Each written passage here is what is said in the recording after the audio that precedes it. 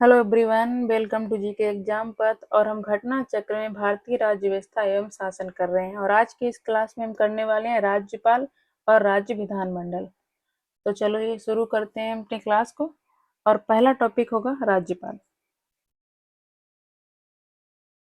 Notes देख लेते हैं।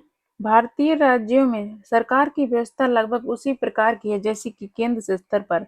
संविधान के भाग 6 के अंतर्गत अध्याय 2 में अनुच्छेद 153 से 167 तक राज्य कार्यपालिका के संबंध में उल्लेख है। अनुच्छेद 154 के अनुसार राज्य की कार्यपालिका शक्ति राज्यपाल में निहित होती है। अनुच्छेद 153 के अनुसार प्रत्येक राज्य के लिए एक राज्यपाल होता है। लेकिन 7वें संविधान संशोधन अधिनियम 1956 से एक ही व्यक्ति को 2 या अधिक राज्यों का राज्यपाल भी नियुक्त किया जा सकता है।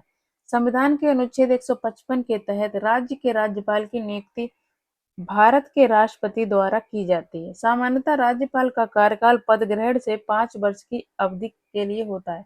अनुच्छेद 156 क्लॉज 1 के तहत राज्यपाल राष्ट्रपति के प्रसाद पर्यंत अपना पद धारण करता है। अनुच्छेद 156 के क्लॉज 2 के अनुसार राज्यपाल राष्ट्रपति को संबोधित अपने हस्ताक्षर सहित लेख द्वारा अपना पद त्याग कर सकता है। अनुच्छेद 157 के अनुसार राज्यपाल पद के लिए अर्हताएं हैं: वह भारत का नागरिक हो, दूसरी वह 35 वर्ष की आयु पूरी कर चुका हो। अनुच्छेद 166 के तहत राज्य सरकार के सभी कार्यकारी कार्य औपचारिक रूप से राज्यपाल के नाम से होते हैं। अनुच्छेद 202 के क्लॉज 3 के सब क्लॉज का के अनुसार राज्यपाल की उपलब्धियां, भत्ते तथा उसके पद से संबंधित अन्य व्यय राज्य की संचित निधि पर भारित होते हैं। संविधान के अनुच्छेद 164 के क्लॉज 1 के अनुसार मुख्यमंत्री की नियुक्ति राज्यपाल द्वारा की जाएगी और मंत्रियों की नियुक्ति राज्यपाल मुख्यमंत्री की सलाह पर करेगा। अनुच्छेद 239 के के 5 के अनुसार संघ राज्य क्षेत्र दिल्ली के मुख्यमंत्री की नियुक्ति राष्ट्रपति द्वारा की जाती है। अनुच्छेद 168 के क्लॉज 1 के अनुसार राज्यपाल राज्य विधानमंडल का अभिन्न अंग होता है। वह राज्य विधानसभा के सत्र को बुलाने या सत्रावसान करने तथा विघटित करने की शक्ति रखता है। राज्यपाल राज्य विधान परिषद के कुल सदस्यों के 1/6 भाग को नामित करता है। वह राज्य विधानसभा के लिए आंग्ल भारतीय समुदाय के एक सदस्य की नियुक्ति कर सकता था, परंतु 104वें संविधान संशोधन अधिनियम 2019 द्वारा अनुच्छेद 334 में संशोधन कर इस प्रावधान की अवधि को आगे न बढ़ाते हुए निष्प्रभावी कर दिया गया है। अनुच्छेद 165 के तहत राज्यपाल उच्च न्यायालय का न्यायाधीश नियुक्त होने के लिए योग्य किसी व्यक्ति को राज्य का महाधिवक्ता नियुक्त करेगा। राज्य विधानमंडल द्वारा पारित किसी विधेयक पर राज्यपाल स्वीकृति दे सकता है, स्वीकृति रोक सकता है या विधेयक को राष्ट्रपति के विचार के लिए आरक्षित रख सकता है। साथ ही वह विधेयक को पुनर्विचार के लिए वापस कर सकता है धन विधेयक न होने पर, परंतु राज्य विधानमंडल द्वारा पुनः भेजे जाने पर राज्यपाल को उस पर अपनी स्वीकृति देनी होती है। अनुच्छेद 201 के अनुसार जब कोई विधेयक राज्यपाल द्वारा राष्ट्रपति के विचारार्थ आरक्षित रख लिया जाता है, तब राष्ट्रपति ये घोषित करेगा कोई विधेयक पर अनुमति देता है या अनुमति रोक लेता है। अनुच्छेद 213 के अनुसार जब राज्य विधानमंडल का सत्र न चल रहा हो तो राज्यपाल अध्यादेश प्रख्यापित कर सकता है। अनुच्छेद 161 के अनुसार किसी राज्य के राज्यपाल को उस राज्य की कार्यपालिका विधि के विरुद्ध किसी अपराध के लिए दंड को क्षमा, उसके प्रलंबन, विराम या परिहार करने की अथवा दंडादेश के निलंबन, परिहार या लघुकरण की शक्ति प्राप्त है। सरोजिनी नायडू भारत की प्रथम महिला थी जिन्हें राज्य। चलिए क्वेश्चन कर लेते हैं। क्वेश्चन नंबर 1 है, संविधान के मसौदे में निर्वाचित राज्यपालों के प्रावधानों की मूल योजना को छोड़ दिया गया था क्योंकि। कथन 1, इसका तात्पर्य होता है एक दूसरा निर्वाचन। सही है। कथन 2, निर्वाचन प्रमुख राजनीतिक मुद्दों पर लड़ा जाता है। कथन 2 गलत है। कथन 3, निर्वाचित राज्यपाल अपने को मुख्यमंत्री से बड़ा मानता है। कथन 3 सही है। कथन 4 है, राज्यपाल को संसदीय प्रणाली के अधीन ही कार्य करना था। कथन 4 सही है। राइट आंसर होगा 1, 3, 4। राइट आंसर ऑप्शन सी 1, 3 तथा 4 सही है। संविधान सभा की इस बात पर काफी बहस हुई कि राज्य का राज्यपाल नियुक्त हो या निर्वाचित। कृष्णामाचारी, बीजी खेर, जीबी पंत जैसे नेता निर्वाचित राज्यपाल के पक्ष में थे, जबकि अंबेडकर, जवाहरलाल नेहरू जैसे नेता नामित राज्यपाल के पक्ष में थे। अंततः देश की परिस्थितियों एवं आम सहमति के आधार पर नामित राज्यपाल का प्रावधान किया गया और निर्वाचित प्रावधान की मूल योजना को छोड़ दिया गया, क्योंकि एक अनावश्यक निर्वाचन व्यय बढ़ेगा, दूसरा निर्वाचन के दुष्परिणामों से बचा जा सकेगा, तीसरा राजनीतिक महत्वाकांक्षाएं द्वंद्व एवं संघर्ष को जन्म देंगी, चौथा है केंद्र का राज्यों पर प्रभावी नियंत्रण न हो सकेगा, पांचवा है अलगाववाद को बढ़ावा मिलेगा। क्वेश्चन नंबर 2, राज्य सरकार का कार्यकारी अध्यक्ष संवैधानिक प्रमुख कौन है? राइट। संविधान के अनुच्छेद 154 के क्लॉज 1 के अनुसार राज्य की कार्यपालिका शक्ति राज्यपाल में निहित होगी, जिसका प्रयोग वह इस संविधान के अनुसार स्वयं या अपने अधीनस्थ अधिकारियों के द्वारा करेगा। इस प्रकार राज्य सरकार का संवैधानिक प्रमुख राज्यपाल होता है। अनुच्छेद 155 के अनुसार राज्य के राज्यपाल को राष्ट्रपति अपने हस्ताक्षर और मुद्रा सहित अधिपत्र द्वारा नियुक्त करता है। क्वेश्चन नंबर 3, निम्नलिखित में से कौन राज्यपाल की नियुक्ति करता है? Right answer option D, Bharat का राष्ट्रपति। क्वेश्चन नंबर 4, किसी राज्य का राज्यपाल नियुक्त किया जाता है? Right answer option C, Bharat के राष्ट्रपति द्वारा। क्वेश्चन नंबर 5, किसी राज्य में राज्यपाल की नियुक्ति संविधान के अनुच्छेद संबंधित है? राइट आंसर ऑप्शन सी, 155 के तहत होती है। क्वेश्चन नंबर 6, भारत के एक राज्य के राज्यपाल से संबंधित निम्न कथनों पर ध्यान दीजिए। कथन 1, उसे जन्म से भारत का नागरिक होना चाहिए। कथन 1 गलत है। कथन 2, उसकी आयु कम से कम 35 वर्ष होनी चाहिए। कथन 2 सही है। कथन 3, उसमें लोकसभा का सदस्य होने की योग्यता होनी चाहिए। कथन 3 गलत है। कथन 4, वह एक से अधिक राज्यों का राज्यपाल हो सकता है। कथन 4 सही है। राइट आंसर है 2 और 4। Right answer option.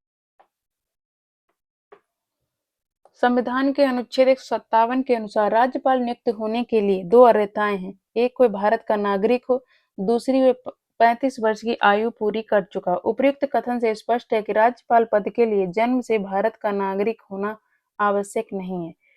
7वें संविधान संशोधन अधिनियम 1956 के माध्यम से अनुच्छेद 153 के परंतुक के रूप में यह प्रावधान किया गया कि एक ही व्यक्ति को 2 या अधिक राज्यों का राज्यपाल नियुक्त किया जा सकता है। अतः अभीष्ट उत्तर विकल्प डी होगा। क्वेश्चन नंबर 7, भारतीय संविधान में निम्नलिखित में से कौन सा एक अनुच्छेद भारत में राज्य के एक राज्यपाल के रूप में एक व्यक्ति की नियुक्ति के लिए योग्यता निर्धारित करता है? Right answer. क्वेश्चन नंबर 8, निम्न पर विचार कीजिए एवं नीचे दिए गए कूटों का प्रयोग करते हुए सही उत्तर चुनिए। कथन 1 है, राज्यपाल अपना पद ग्रहण करने से पूर्व शपथ लेगा या प्रतिज्ञान करेगा। कथन 1 सही है। कथन 2, शपथ या प्रतिज्ञान का प्रारूप भारतीय संविधान की तीसरी अनुसूची में है। कथन 2 गलत है।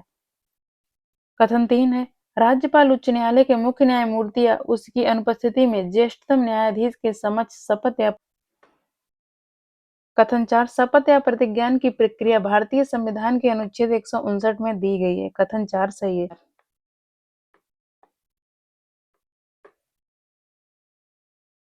अनुच्छेद 159 के अनुसार प्रत्येक राज्यपाल अपना पद ग्रहण करने से पहले उस राज्य के उच्च न्यायालय के मुख्य न्यायमूर्ति या उसकी अनुपस्थिति में उस न्यायालय के उपलब्ध ज्येष्ठतम न्यायाधीश के समक्ष शपथ लेगा या प्रतिज्ञान करेगा। राज्यपाल के शपथ या प्रतिज्ञान का प्रारूप अनुच्छेद 159 में दिया गया है, न कि भारतीय संविधान की तीसरी अनुसूची में। क्वेश्चन नंबर 9, निम्नलिखित में से कौन राज्यपाल को पद की शपथ ग्रहण करवाता है? आंसर होगा हाई कोर्ट का मुख्य न्यायाधीश।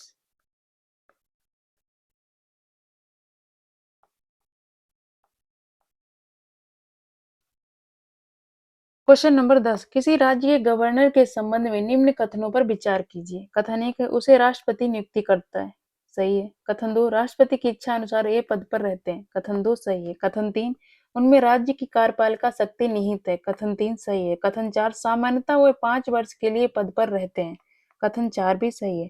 सही उत्तर का चयन नीचे दिए गए कूट से कीजिए। राइट आंसर ऑप्शन डी, सभी चारों सत्य हैं। भारतीय संविधान के अनुच्छेद 154 के क्लॉज 1 में, कथन 3 अनुच्छेद 155 में, कथन 1 अनुच्छेद 156 के क्लॉज 1 में, कथन 2 तथा अनुच्छेद 156 के क्लॉज 3 में कथन 4 सन्निहित है। इस प्रकार दिए गए चारों कथन सही है। क्वेश्चन नंबर 11, किसी भारतीय राज्य के राज्यपाल से संबंधित निम्नलिखित कथनों में से कौन सा कथन सत्य नहीं है? ऑप्शन ए, वह भारत के राष्ट्रपति द्वारा नियुक्त होता है, सही है। ऑप्शन बी, वह एक से अधिक राज्यों का राज्यपाल हो सकता है, सही है। ऑप्शन सी, वह 5 यदि संबंधित राज्य की व्यवस्थापिका उसे पद से हटाए जाने का प्रस्ताव स्वीकार करती है तो वह पदावधि के पूर्व भी पदमुक्त किया जा सकता है। राइट आंसर ऑप्शन डी होगा, ऑप्शन डी गलत है। अनुच्छेद 156 के क्लॉज 1 के अनुसार राज्यपाल राष्ट्रपति के प्रसाद पर्यंत अपना पद धारण करता है, अतः पदावधि से पूर्व भी राष्ट्रपति ही केंद्रीय मंत्रिपरिषद की सलाह पर उसे पदच्युत कर सकता है। राज्य व्यवस्थापिका द्वारा राज्यपाल को हटाए जाने का कोई प्रावधान नहीं है। अनुच्छेद 156 के क्लॉज 3 के अनुसार इस अनुच्छेद के पूर्वगामी उपबंधों के अधीन रहते हुए राज्यपाल अपने पद ग्रहण की तारीख से 5 वर्ष की अवधि तक पद धारण करेगा। क्वेश्चन नंबर 12, संविधान के अनुच्छेद 156 में उपबंध है कि राज्यपाल अपने पद ग्रहण की तारीख से 5 वर्ष की अवधि तक पद धारण करेगा। इससे निम्नलिखित में से कौन सा निष्कर्ष निकाला जा सकता? कथन एक, किसी राज्यपाल को उसकी पदावधि पूरी होने से पूर्व पद से नहीं हटाया जा सकता। कथन एक गलत है। कथन दो, कोई राज्यपाल 5 वर्ष की अवधि के बाद अपने पद पर बना नहीं रह सकता। कथन दो भी गलत है। नीचे दिए गए कूटों में से सही उत्तर का चयन कीजिए। राइट आंसर होगा ऑप्शन डी, दोनों ही नहीं। संविधान के अनुच्छेद 156 के क्लॉज 1 के अनुसार राज्यपाल राष्ट्रपति के प्रसाद पर्यंत पद धारण करता है, अतः राष्ट्रपति उसे अवधि पूर्ण करने से पूर्व हटा सकता है। अनुच्छेद 156 के क्लॉज 3 के परंतु के अनुसार राज्यपाल अपने पद की अवधि समाप्त हो जाने पर भी तब तक अपने पद पर बना रहेगा जब तक कि उसका उत्तराधिकारी पद ग्रहण नहीं कर लेता। इस प्रकार दोनों ही कथन सही नहीं है।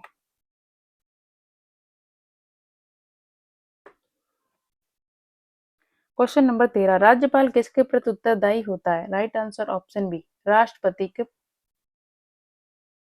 अनुच्छेद 155 के अनुसार राज्यपाल की नियुक्ति राष्ट्रपति द्वारा की जाती है और अनुच्छेद 156 के क्लॉज 1 के तहत वह राष्ट्रपति के प्रसाद पर्यंत अपना पद धारण करता है।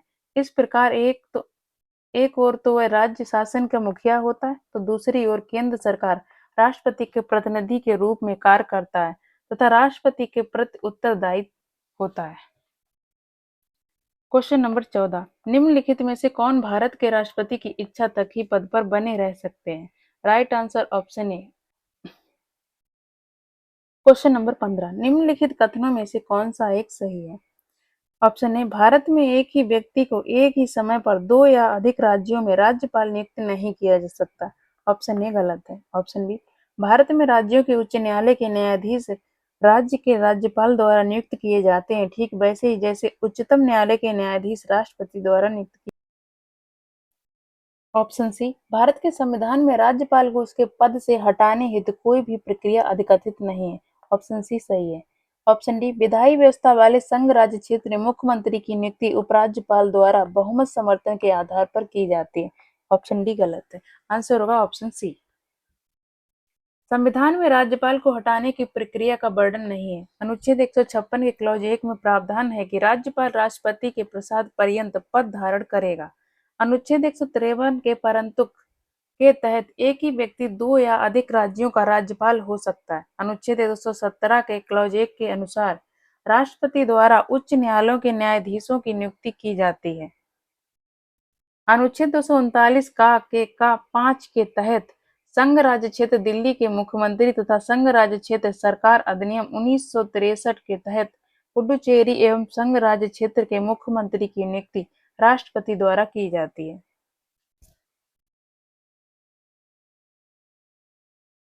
जम्मू एवं कश्मीर राज्य को संविधान के अनुच्छेद 370 के तहत भारत के अन्य राज्यों से अलग विशेष राज्य का दर्जा प्रदान किया गया।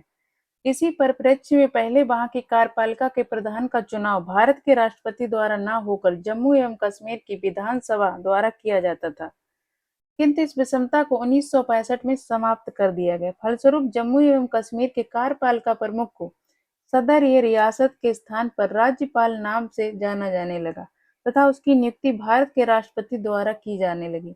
जम्मू एवं कश्मीर पुनर्गठन अधिनियम 2019 के तहत 31 अक्टूबर 2019 को जम्मू और कश्मीर राज्य को दो संघ राज्यों क्षेत्रों जैसे जम्मू एवं कश्मीर तथा लद्दाख के रूप में पुनर्गठित कर वहां उपराज्यपाल का प्रावधान किया गया, जिनकी नियुक्ति राष्ट्रपति द्वारा की जाती है।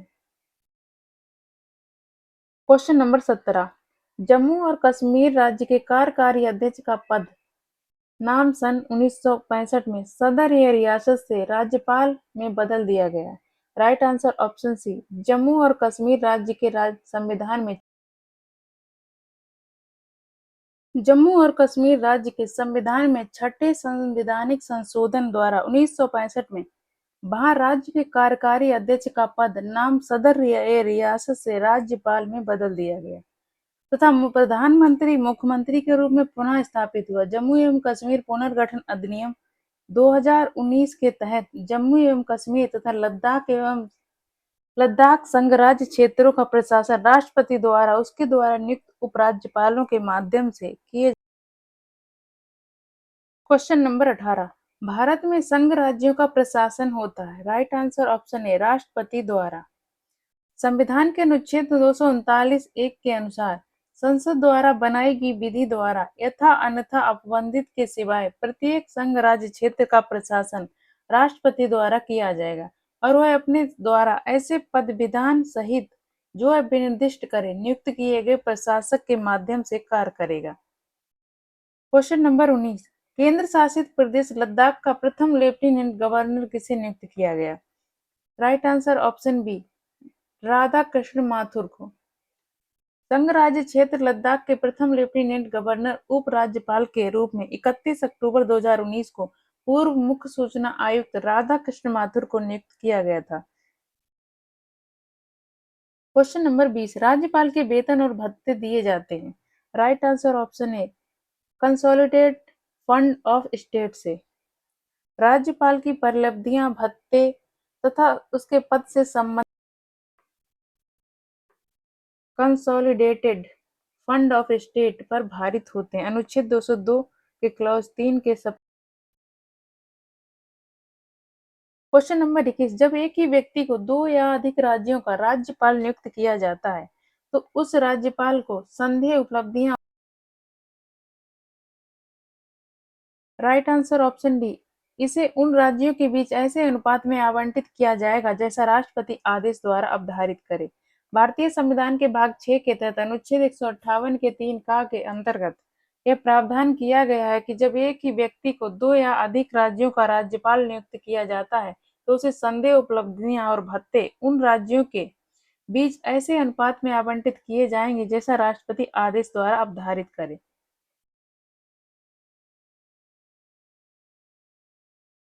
Question number 22। निम्नलिखित में से कौन सी किसी राज्य के राज्यपाल को दी गई विवेकाधीन शक्तियां हैं? कथन 1 है, भारत के राष्ट्रपति को राष्ट्रपति शासन अधिरोपित करने। कथन 2, मंत्रियों की नियुक्ति करना। गलत है। कथन 3 है, राज्य विधानमंडल द्वारा पारित कतिपय विधेयकों को भारत के राष्ट्रपति के विचार के लिए आरक्षित करना। कथन 3 सही है। कथन 4, राज्य सरकार के कार्य संचालन के लिए नियम बनाना। कथन 4 भी गलत है। आंसर होगा 1 और 3। राइट आंसर ऑप्शन बी, केवल 1 और 3। संविधान के अनुच्छेद 356 के क्लॉज 1 के अनुसार यदि राष्ट्रपति का किसी राज्य के राज्यपाल से प्रतिवेदन रिपोर्ट मिलने पर या अन्यथा यह समाधान हो जाता है कि ऐसी स्थिति उत्पन्न हो गई है कि जिसमें उस राज्य का शासन इस संविधान के उपबंधों के अनुसार नहीं चलाया जा सकता, तो राष्ट्रपति द्वारा उस राज्य में राष्ट्रपति शासन लगाया जा सकता है। यह रिपोर्ट भेजना राज्यपाल की विवेकाधीन शक्ति के अंतर्गत आता है। संविधान के अनुच्छेद 164 के क्लॉज 1 के अनुसार मंत्रियों की नियुक्ति राज्यपाल मुख्यमंत्री की सलाह पर करेगा, अतः यह राज्यपाल की विवेकाधीन शक्ति नहीं है। संविधान के अनुच्छेद 200 के अनुसार राज्य विधानमंडलों द्वारा पारित विधेयक राज्यपाल के समक्ष प्रस्तुत किए जाने पर राज्यपाल उसे अनुमति दे सकता है या अनुमति रोक सकता है अथवा वह विधेयक को राष्ट्रपति के विचार हेतु आरक्षित कर सकता है। यह भी राज्यपाल की विवेकाधीन शक्ति है क्योंकि इसका प्रयोग वह राज्य मंत्रिमंडल की सलाह के बिना करता है। संविधान के अनुच्छेद 166 के क्लॉज 3 के अनुसार राज्यपाल अपने विवेकानुसार किए जाने वाले कार्य को छोड़कर राज्य सरकार के कार्य के सुचारू रूप से संचालन और इस हेतु मंत्रियों में कार्य के आवंटन के लिए नियम बनाएगा। अतः स्पष्ट है कि सर्वाधिक उपयुक्त उत्तर विकल्प बी। क्वेश्चन नंबर 23, राज्य का राज्यपाल मंत्रिपरिषद के परामर्श से स्वतंत्र कार्य कर सकता है। कथन एक, विधानसभा में सरकार को अपना बहुमत सिद्ध करने को कहने के लिए। कथन एक सही है। कथन दो, मुख्यमंत्री को बर्खास्त करने के लिए। कथन दो सही है। कथन तीन, भारत के राष्ट्रपति के विचारार्थ किसी विधेयक को आरक्षित करने के लिए। कथन तीन सही है। कथन चार, विधायिका द्वारा पारित किसी विधेयक को पुनर्विचार हेतु वापस करने के लिए। कथन चार सही है। कथन पाँच, उच्च न्यायालय का परामर्श मांगने के लिए। कथन पाँच गलत है। आंसर होगा ऑप्शन ए, एक दो तीन चार। राज्य का राज्यपाल निम्नलिखित संदर्भों में अपने विवेकानुसार कार्य कर सकता है। एक, विधानसभा में सरकार को अपना बहुमत सिद्ध करने को कहने के लिए। कथन दो है, अल्पमत में आए मुख्यमंत्री को बर्खास्त करने के लिए। तीन, किसी विधेयक पर अनुमति देने, अनुमति रोकने अथवा भारत के राष्ट्रपति के विचारार्थ उस विधेयक को आरक्षित करने के लिए। अनुच्छेद 200 में है। मतलब कथन चार, विधायिका द्वारा पारित किसी विधेयक को पुनर्विचार हेतु वापस करने के लिए। अनुच्छेद 200 के परंतु इनके अतिरिक्त राज्य में राष्ट्रपति शासन लगाने अथवा विधानसभा के समय पूर्व विघटन जैसे कुछ अन्य संदर्भों में भी वह अपने विवेक का प्रयोग कर सकता है, तथापि उसे उच्च न्यायालय से परामर्श मांगने के लिए अधिकृत नहीं किया गया है। अतः विकल्प ए सही उत्तर होगा। क्वेश्चन नंबर 24, भारतीय संविधान के निम्न अनुच्छेदों में से किस एक के अधीन राज्यपाल राष्ट्रपति के विचार के लिए किसी विधेयक को आरक्षित रख सकता है? राइट आंसर ऑप्शन बी, अनुच्छेद 200 के अधीन। अनुच्छेद 200 के अनुसार राज्य विधानमंडल के दोनों सदनों से पारित विधेयक राज्यपाल के समक्ष प्रस्तुत किए जाने पर राज्यपाल उस पर अपनी सहमति देने या रोकने के अतिरिक्त विधेयक को राष्ट्रपति के विचारार्थ आरक्षित रख सकता है। अनुच्छेद 201 के अनुसार जब कोई विधेयक राज्यपाल द्वारा राष्ट्रपति के विचारार्थ आरक्षित रख लिया जाता है, तब राष्ट्रपति घोषित करेगा कि वह विधेयक पर अनुमति देता है। क्वेश्चन नंबर 25, संविधान के किस अनुच्छेद के अंतर्गत राज्यपाल राष्ट्रपति के अनुमोदन के लिए किसी विधेयक को भेज सकता है? राइट आंसर ऑप्शन बी, अनुच्छेद 200।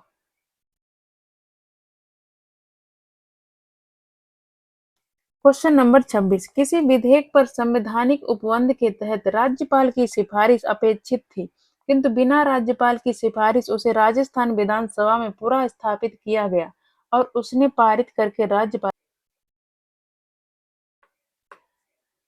ऑप्शन ए, जहां राज्यपाल अनुमति देता है तो अधिनियम अविधिमान्य नहीं होगा। ऑप्शन ए सही है।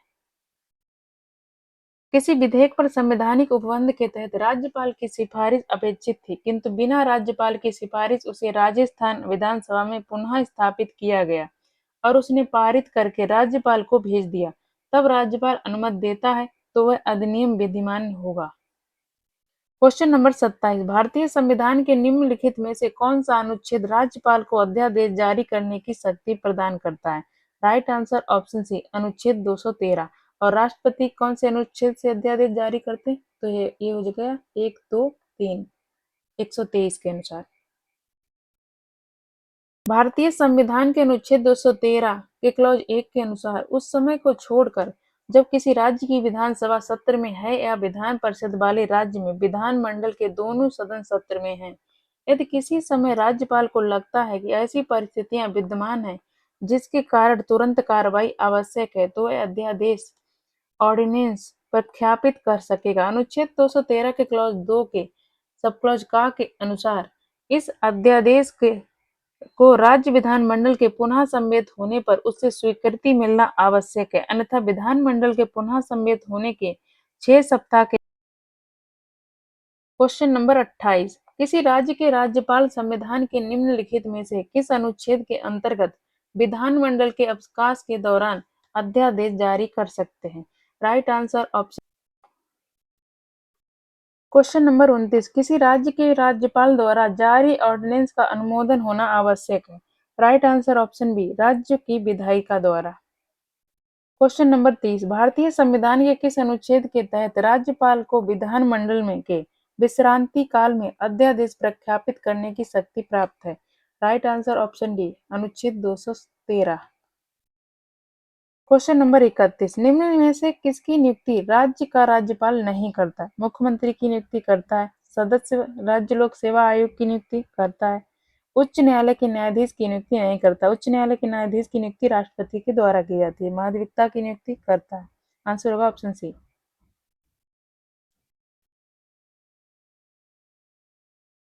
भारतीय संविधान के अनुच्छेद 217 के क्लॉज 1 के अनुसार उच्च न्यायालय के न्यायाधीशों की नियुक्ति राष्ट्रपति द्वारा की जाती है, जबकि राज्य के मुख्यमंत्री की नियुक्ति राज्यपाल द्वारा की जाती है और राज्य लोक सेवा आयोग के सदस्यों तथा महाधिवक्ता की नियुक्ति राज्यपाल द्वारा।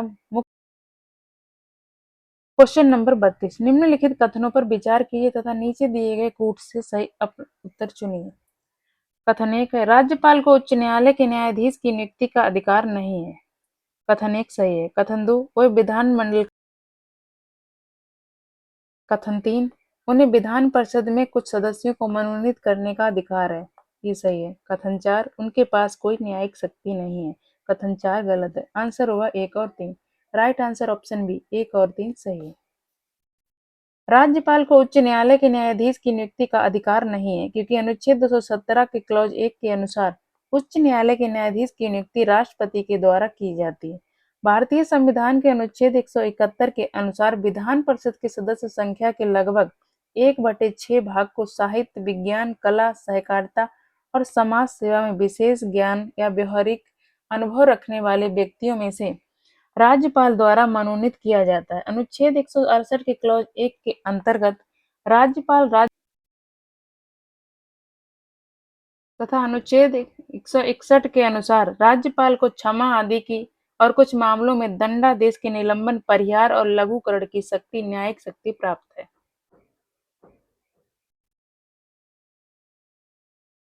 क्वेश्चन नंबर 33, राज्यपालों के संदर्भ में निम्न में से कौन सा एक कथन सत्य नहीं है? ऑप्शन ए, वह राज्य की विधायिका का अंग होता है, सही है। ऑप्शन बी, वह मृत्यु दंड को क्षमा कर सकता है, ऑप्शन बी गलत है। ऑप्शन सी, वह राज्य के उच्च। ऑप्शन डी, उसके पास आपातकालीन शक्तियां नहीं है, ऑप्शन डी सही है। राइट आंसर है ऑप्शन बी, वह मृत्यु दंड को क्षमा कर सकता है। राज्यपाल अनुच्छेद 168 के तहत राज्य की विधायिका का अंग होता है। राज्यों के उच्च न्यायालयों के न्यायाधीशों की नियुक्ति अनुच्छेद 217 के तहत राष्ट्रपति द्वारा की जाती है तथा राज्यपाल के पास राष्ट्रपति की तरह आपातकालीन शक्तियां नहीं है। इस प्रकार कथन ए और सी एवं डी सत्य है। वस्तुतः अनुच्छेद 161 के तहत राज्य की कार्यपालिका शक्ति के विस्तार वाले विषय संबंधी किसी विधि के विरुद्ध किसी अपराध के लिए दोष सिद्धि ठहराए गए व्यक्ति के दंड का राज्यपाल प्रबलंबन, विराम, परिहार, लघुकरण या उसे क्षमा कर सकता है अथवा दंडादेश जिसमें मृत्यु दंडादेश डेथ सेंटेंस शामिल है का निलंबन, परिहार या लघुकरण कर सकता है, परंतु मृत्यु दंडादेश वह क्षमा नहीं कर सकता। मृत्यु दंडादेश को क्षमा करने की शक्ति केवल राष्ट्रपति को अनुच्छेद 72 के तहत प्राप्त। क्वेश्चन नंबर 34, नीचे दो वक्तव्य दिए गए हैं, एक को कथन ए एवं दूसरे को कारण आर का नाम दिया गया है। दिए गए कूट की सहायता से सही उत्तर चुनिए। कथन ए, राष्ट्रपति और राज्यपालों पर उनके किसी भी कार्य के लिए न्यायालय में मुकदमा नहीं चलाया जा सकता। कारण आर, राष्ट्रपति पर महाभियोग चलाया जा सकता है और राज्यपालों को असंवैधानिक कृत्यों के कारण करने पर पदच्युत किया जा सकता है। कारण सही है। आंसर होगा राइट आंसर ऑप्शन डी, ए गलत है किंतु आर सही है। संविधान के अनुच्छेद 361 के क्लॉज 1 के तहत राष्ट्रपति या किसी राज्य के राज्यपाल को उनके द्वारा किए गए शासकीय कार्य के लिए विधिक कार्रवाई से अनुमति प्राप्त है। अनुच्छेद 361 के क्लॉज 2 के अनुसार अपने कार्यकाल के दौरान राष्ट्रपति या राज्यपालों के विरुद्ध किसी भी न्यायालय में आपराधिक दांडिक मुकदमा नहीं चलाया जा सकता, परंतु अनुच्छेद 361 के क्लॉज 4 के प्रावधान के तहत उनके द्वारा व्यक्तिगत हैसियत से किए गए कार्य के संबंध में उनके विरुद्ध अनुतोष का दावा करने वाला दीवानी सिविल मुकदमा तत्संबंधी विस्तृत लिखित सूचना उन्हें या उनके कार्यालय में देने के 2 माह पश्चात चलाया जा सकता है। इस प्रकार प्रश्नगत कथन सही नहीं है, जबकि कारण संवैधानिक प्रावधानों के तहत सही है, अतः अभीष्ट उत्तर विकल्प डी है। Question number 35। निम्नलिखित कथनों पर विचार कीजिए। कथन 1 है, किसी राज्य के राज्यपाल के विरुद्ध उसकी पदावधि के दौरान किसी न्यायालय में कोई दंडिक कार्रवाई संस्थापित नहीं की जाएगी। कथन 1 सही है। कथन 2, किसी राज्य के राज्यपाल की उपलब्धियां और भत्ते उसकी पदावधि के दौरान कम नहीं किए जाएंगे। कथन 2 भी सही है। उपयुक्त कथनों में से कौन सा सही है? राइट आंसर है ऑप्शन सी, 1 और 2 दोनों सही है। कथन 1 संविधान के अनुच्छेद 361 के संदर्भ में तथा कथन 2 अनुच्छेद 158 के संदर्भ में सही है।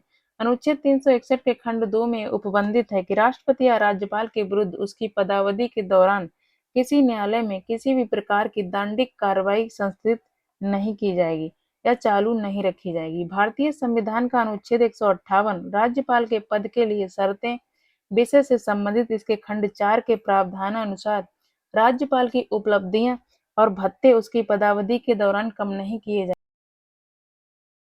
Question number 36। निम्नलिखित में से क्या सत्य नहीं है? ऑप्शन ए, राष्ट्रपति या राज्यपाल को शासकीय कार्यों के लिए विधिक कार्रवाई से उन्मुक्ति है। ऑप्शन ए सही है। ऑप्शन बी, कोई न्यायालय राज्यपाल को किसी कर्तव्य पालन के लिए विवश नहीं कर सकता। ऑप्शन बी सही है। ऑप्शन सी, एक राज्यपाल को व्यक्तिगत कार्यों हेतु सिविल कार्रवाई लाने के लिए 2 मास की लिखित सूचना अवश्य देनी होगी। ऑप्शन सी सही है। ऑप्शन डी, मंत्रियों द्वारा राष्ट्रपति या राज्यपाल को दिए गए सलाह को जांचने के लिए न्यायालय अधिकृत है। ऑप्शन डी गलत है। संविधान के अनुच्छेद 74 के क्लॉज 2 के अनुसार इस प्रश्न की किसी न्यायालय में जांच नहीं की जाएगी कि क्या मंत्रियों ने राष्ट्रपति को कोई सलाह दी और यदि दी तो क्या दी। ऐसी व्यवस्था राज्यपाल के संदर्भ में अनुच्छेद 163 के क्लॉज 3 में प्रदान की गई है। अन्य सभी विकल्प। Question number 37। भारत के संविधान में निम्न में से किसके विरुद्ध अभियोग चलाने का प्रावधान नहीं है? राइट आंसर ऑप्शन बी, राज्य के राज्यपाल के विरुद्ध। राज्य के राज्यपाल राष्ट्रपति के प्रसाद पर्यंत अर्थात जब तक राष्ट्रपति की संवैधानिक इच्छा है पद धारण करते हैं, जबकि राष्ट्रपति, उपराष्ट्रपति एवं भारत के मुख्य न्यायाधीश को पदावधि से पूर्व हटाने के लिए संसद में अभियोग चलाना या निर्धारित प्रक्रिया अनुसार संकल्प। Question number 38। भारत में किसी राज्य की राज्यपाल बनने वाली पहली महिला कौन है? राइट आंसर है ऑप्शन डी, सरोजनी नायडू। सरोजिनी नायडू भारत की प्रथम महिला जिन्हें राज्यपाल पद पर नियुक्त किया गया।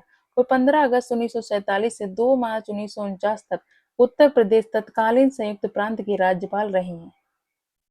Question number 39। निम्नलिखित में से कौन स्वतंत्र भारत के किसी राज्य की सर्वप्रथम महिला राज्यपाल बनी? Right answer option A, Sarojini Naidu.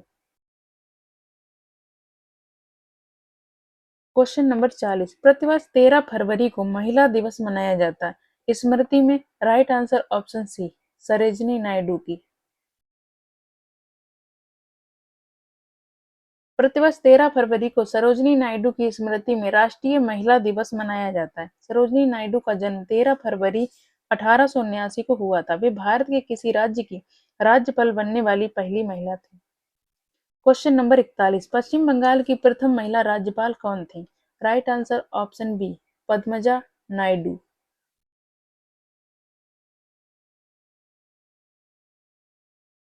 Paschim Bangal 1956 से 1967 थी, जबकि यहाँ के प्रथम राज्यपाल चक्रवर्ती राजगोपालाचारी थे।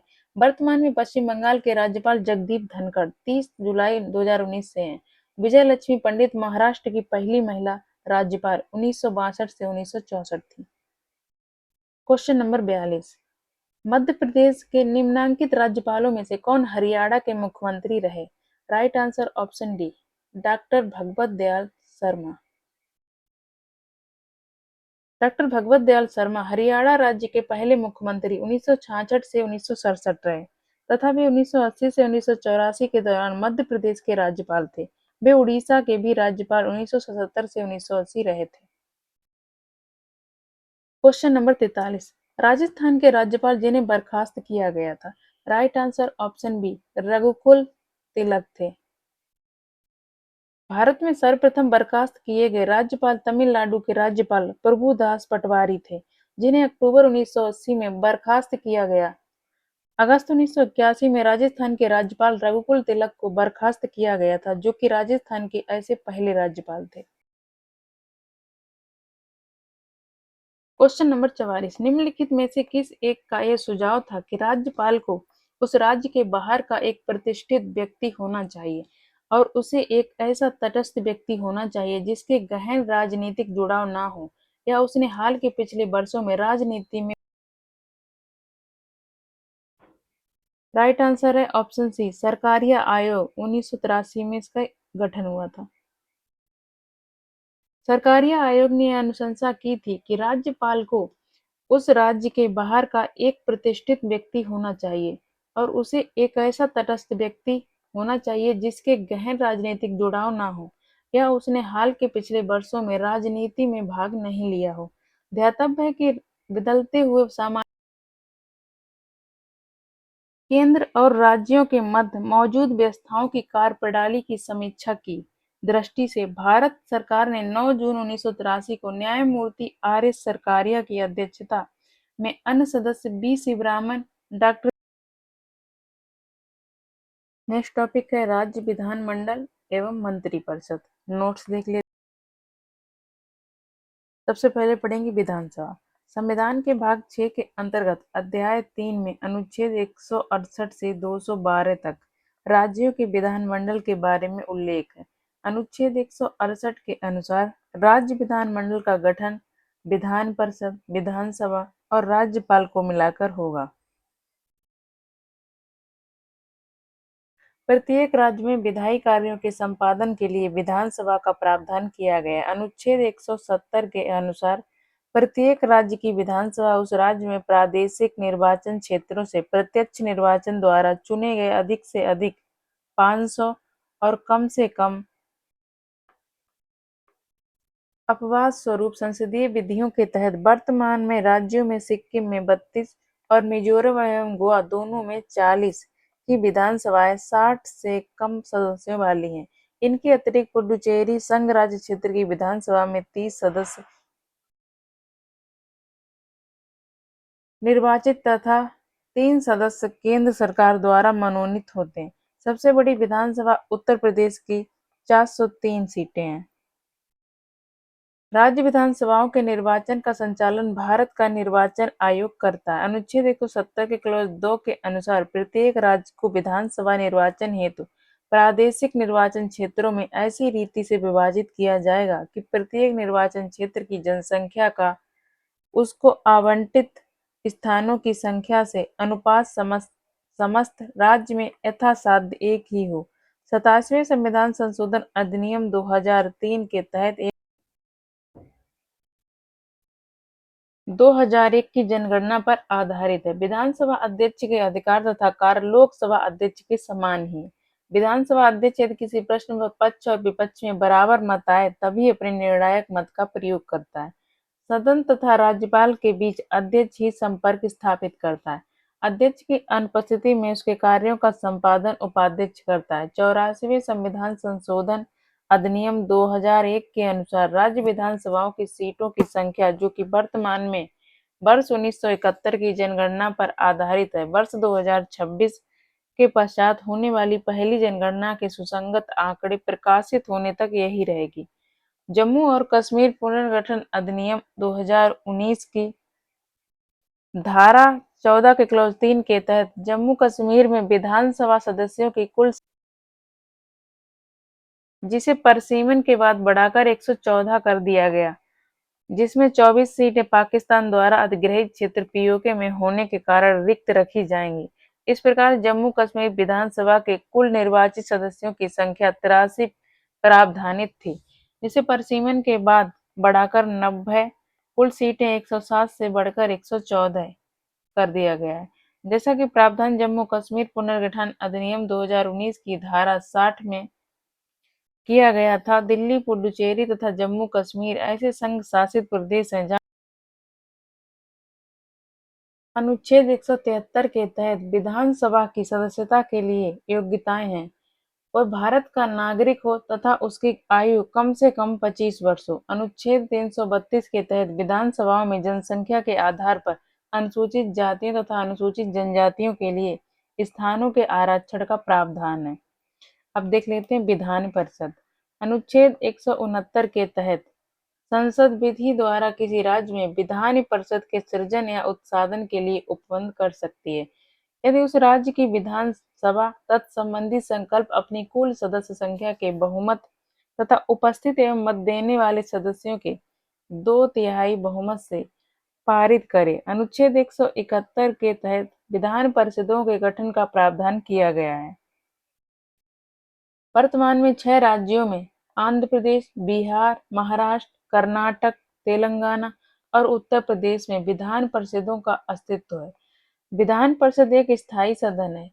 इसके सदस्यों का कार्यकाल 6 वर्ष तक रहता है तथा प्रत्येक द्वितीय वर्ष की समाप्ति पर इसके यथासंभव निकटतम 1/3।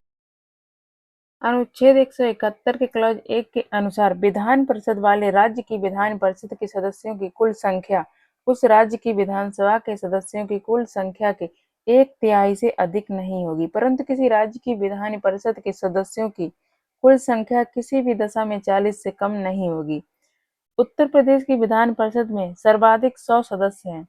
अनुच्छेद 171 के क्लॉज 4 के अनुसार विधान परिषद के निर्वाचित सदस्यों का चुनाव अप्रत्यक्ष रूप से आनुपातिक प्रतिनिधित्व पद्धति के अनुसार। अनुच्छेद 171 के खंड 2 में प्रावधानित है कि जब तक संसद विधि द्वारा अन्यथा उपबंध न करे, तब तक किसी राज्य की विधान परिषद की संरचना अनुच्छेद 171 के खंड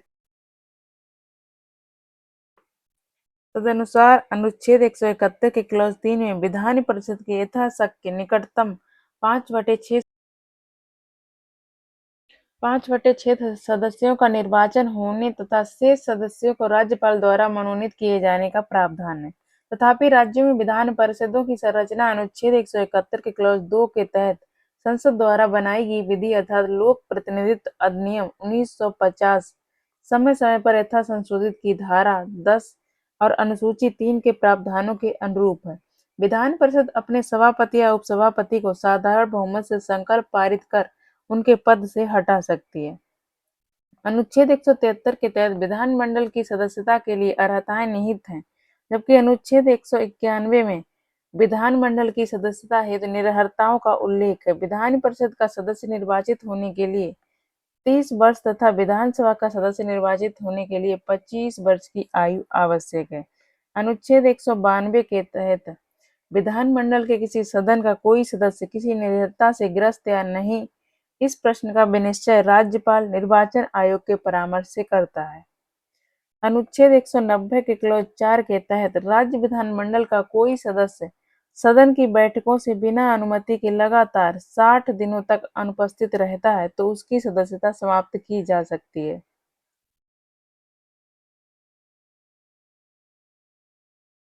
नेक्स्ट है राज्य मंत्रिपरिषद। संविधान के अनुच्छेद 163 के अनुसार राज्यपाल को उसके विवेकाधीन कार्यों के अतिरिक्त अन्य कार्यों के संदर्भ में सहायता और सलाह देने के लिए एक मंत्रिपरिषद होगी, जिसका प्रधान मुख्यमंत्री होगा। अनुच्छेद 164 के क्लॉज 1 के तहत मुख्यमंत्री की नियुक्ति राज्यपाल द्वारा की जाती है तथा अन्य मंत्रियों की नियुक्ति राज्यपाल मुख्यमंत्री की सलाह पर करता है। मंत्री राज्यपाल के प्रसाद पर्यंत पद धारण करते हैं। 91 संविधान संशोधन अधिनियम 2003 के द्वारा अंतः स्थापित अनुच्छेद 164 के 1 का के अनुसार किसी राज्य की मंत्रिपरिषद में मंत्रियों की कुल संख्या मुख्यमंत्री सहित उस राज्य की विधानसभा के सदस्यों की कुल संख्या के 15% से अधिक नहीं, परंतु 12 से कम नहीं होगी। अनुच्छेद 164 के क्लॉज 2 के तहत मंत्रिपरिषद राज्य की विधानसभा के प्रति सामूहिक रूप से उत्तरदायी होती है। अनुच्छेद 164 के क्लॉज 4 के अनुसार कोई मंत्री जो निरंतर 6 माह की किसी अवधि तक राज्य विधानमंडल का सदस्य नहीं है, उस अवधि की समाप्ति पर मंत्री नहीं रहेगा। अनुच्छेद 167 में राज्यपाल को जानकारी देने आदि के संबंध में मुख्यमंत्री की क्वेश्चन कर लेते हैं। क्वेश्चन नंबर 1 भारतीय संविधान के अनुसार राज्यों की विधायिका में सम्मिलित है। आंसर होगा 3 और 4 विधानसभा एवं राज्यपाल और 4 है राज्यपाल, विधानसभा एवं विधान परिषद जहां इसका अस्तित्व है। Right answer option C. अनुच्छेद 168 के अनुसार राज्यों की विधायिका में शामिल है एक राज्यपाल, दूसरा विधानसभा और तीसरी है विधान परिषद जहां इसका अस्तित्व है। इस प्रकार जिन राज्यों में विधान परिषद नहीं है उनके संदर्भ में 3 सही है, जबकि जिन राज्यों में विधान परिषद है उनके संदर्भ में 4 सही है। अतः अभीष्ट उत्तर विकल्प सी। क्वेश्चन नंबर 2, भारत में राज्य विधान पालिकाओं स्टेट लेजिस्लेटिव का उच्च सदन कौन सा है? राइट आंसर है ऑप्शन ए विधान पालिका परिषद। संविधान के अनुच्छेद 168 के क्लॉज 2 के अनुसार जहां किसी राज्य के विधानमंडल के 2 सदन हैं वहां एक का नाम विधान परिषद और दूसरे का नाम विधानसभा होता है। इनमें विधान या विधान पालिका परिषद उच्च सदन तथा विधानसभा निचला सदन होता है। क्वेश्चन नंबर 3, राज्य विधान परिषद का प्रावधान भारतीय संविधान के किस अनुच्छेद में रखा गया? राइट आंसर है ऑप्शन बी अनुच्छेद 171।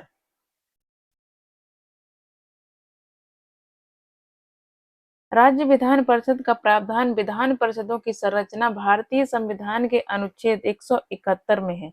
अनुच्छेद 171 के क्लॉज 1 के अनुसार राज्य की विधान परिषद के सदस्यों की कुल संख्या उस राज्य की विधानसभा के सदस्यों की कुल संख्या के 1/3 से अधिक नहीं होगी, परंतु किसी राज्य की विधान परिषद के सदस्यों की संख्या किसी भी दशा में 40 से कम नहीं होगी।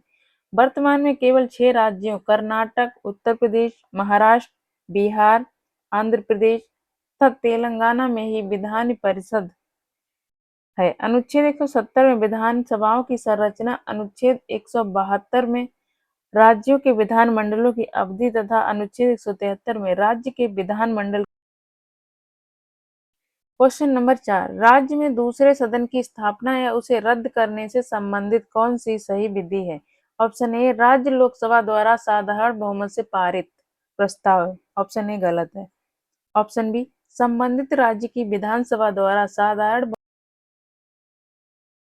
ऑप्शन सी संबंधित राज्य की विधानसभाओं द्वारा पूर्ण बहुमत से पारित प्रस्ताव और संसद से पारित विधि द्वारा। राइट आंसर होगा ऑप्शन सी लोकसभा द्वारा पूर्ण बहुमत से पारित प्रस्ताव। ऑप्शन डी भी गलत है, आंसर होगा सी। संविधान के अनुच्छेद 169 के क्लॉज 1 के अनुसार राज्य में दूसरे सदन अर्थात विधान परिषद की स्थापना या विघटन संसद विधि द्वारा तब कर सकती है जब संबंधित राज्य की विधानसभा इस आशय का संकल्प सदन की कुल सदस्य संख्या के बहुमत तथा उपस्थित एवं मत देने वाले सदस्यों के 2/3 बहुमत से पारित कर दे। तत्संबंधी विधि को संसद साधारण विधि की भांति सामान्य बहुमत से पारित कर सकती है तथा अनुच्छेद 169 के क्लॉज 3 के तहत ऐसी विधि अनुच्छेद 368 के प्रायोजनों के लिए इस संविधान का संशोधन नहीं समझी जाएगी। क्वेश्चन नंबर 5, निम्नलिखित में से किस विधायी सदन को समाप्त किया जा सकता है? राइट आंसर है ऑप्शन डी विधान परिषद को समाप्त किया जा सकता है। क्वेश्चन नंबर 6, भारत के किसी राज्य में विधान परिषद का सृजन अथवा उसकी समाप्ति की जा सकती है? राइट आंसर ऑप्शन सी राज्य विधानसभा के तत्संबंधी संकल्प पारित करने पर संसद द्वारा। क्वेश्चन नंबर 7, भारतीय संविधान के निम्नलिखित में से किस अनुच्छेद के अंतर्गत विधानसभा को विधान परिषद का सृजन करने का प्रस्ताव पास करने की इजाजत मिलती है? Right answer option B article 169। Question number 9, राज्यों में विधान परिषद के सृजन हेतु संविधान के किस अनुच्छेद में वर्णित प्रक्रिया को अपनाया जाता है? राइट आंसर ऑप्शन डी अनुच्छेद 169।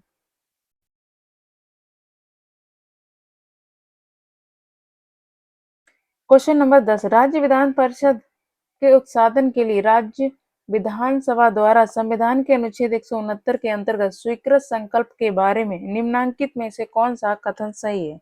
राइट आंसर ऑप्शन बी केंद्र सरकार पर कोई बाध्यता अधिरोपित नहीं करता है कि वह संसद में विधि निर्माण हेतु कार्यवाही करे। राज्य विधान परिषद के उत्साधन समापन के लिए राज्य विधानसभा द्वारा संविधान के अनुच्छेद 169 के अंतर्गत स्वीकृत संकल्प केंद्र सरकार पर कोई बाध्यता अधिरोपित नहीं करता है कि वह संसद में तत्संबंधी विधि निर्माण हेतु कार्रवाई करे।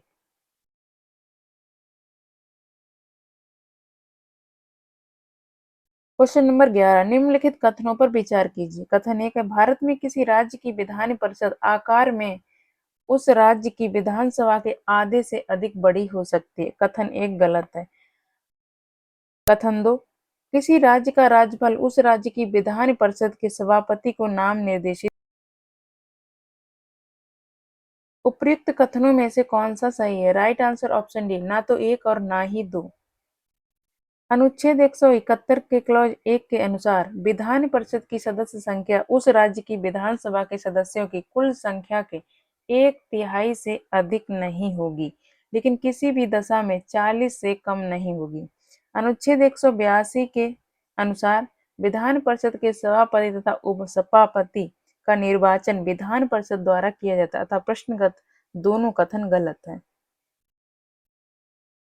क्वेश्चन नंबर 12, उत्तर प्रदेश की विधान परिषद में राज्यपाल द्वारा कितने सदस्यों को मनोनीत किया जाता है? राइट आंसर है ऑप्शन ए, कुल सदस्यों का 1/10।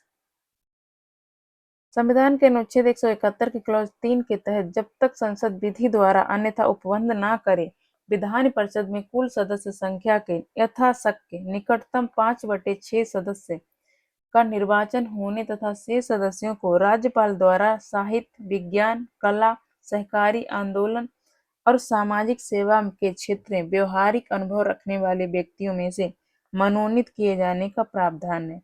तथापि राज्यों में विधान परिषदों की वर्तमान संरचना अनुच्छेद 171 2 के तहत संसद द्वारा बनाई गई विधि अर्थात लोक प्रतिनिधित्व अधिनियम 1950 समय समय पर यथा संशोधित की धारा 10 और अनुसूची 3 के प्रावधानों के अनुरूप है। इसी के तहत अविभाजित उत्तर प्रदेश की विधान परिषद के कुल 108 सदस्यों में से 12 सदस्य 1/9 भाग राज्यपाल द्वारा मनोनीत किए जाते थे। विभाजन के बाद उत्तर प्रदेश पुनर्गठन अधिनियम 2004 में यथा संशोधित के द्वारा लोक प्रतिनिधित्व अधिनियम 1950 की अनुसूची 3 में हुए संशोधन के तहत वर्तमान में उत्तर प्रदेश की विधान परिषद के कुल 100 सदस्यों में से 10 सदस्य 1/10 भाग को राज्यपाल द्वारा मनोनीत किया जाता है। उत्तर प्रदेश विधान परिषद कुल सदस्य संख्या 100 के गठन का वर्तमान स्वरूप इस प्रकार है।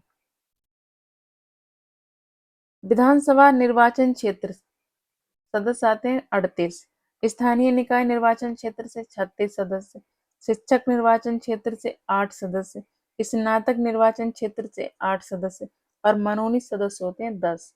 टोटल हो गए 100। क्वेश्चन नंबर 13, विधान परिषद में मनोनीत सदस्यों की संख्या है। राइट आंसर ऑप्शन डी, उपरोक्त में से कोई नहीं। 1/10 सदस्य राज्यपाल द्वारा मनोनीत किए जाते हैं। संविधान के अनुच्छेद 171 के क्लॉज 3 में विधान परिषद के निकटतम 5/6 जिसमें से 1/3 प्लस 1/12 प्लस 1/12 प्लस 1/3 बराबर 5/6 सदस्यों का निर्वाचन होने तथा शेष सदस्यों को राज्यपाल द्वारा मनोनीत किए जाने का प्रावधान है। तथापि राज्यों में विधान परिषदों की वर्तमान संरचना अनुच्छेद 171 के क्लॉज 2 के तहत संसद द्वारा बनाई गई विधि अर्थात लोक प्रतिनिधित्व अधिनियम 1950 जो समय समय पर यथा संशोधित की धारा 10 और अनुसूची 3 के प्रावधानों के अनुरूप इसके तहत आंध्र प्रदेश की विधान परिषद के कुल 50 सदस्यों में से 6 सदस्य लगभग 1/8 भाग, बिहार की विधान परिषद के कुल 75 सदस्यों में से 12 सदस्य लगभग 1/6 भाग, महाराष्ट्र की विधान परिषद के कुल 78 सदस्यों में से 12 सदस्य लगभग 1/6.5 भाग, कर्नाटक की विधान परिषद के कुल 75 सदस्यों में से 11 सदस्य लगभग 1/7 भाग, तेलंगाना की विधान परिषद के कुल 40 सदस्यों में से 7 सदस्य लगभग 1/6 भाग तथा उत्तर प्रदेश की विधान परिषद के कुल 100 सदस्यों में से 10 सदस्य लगभग 1/10 राज्यपाल द्वारा मनोनीत किए जाते हैं।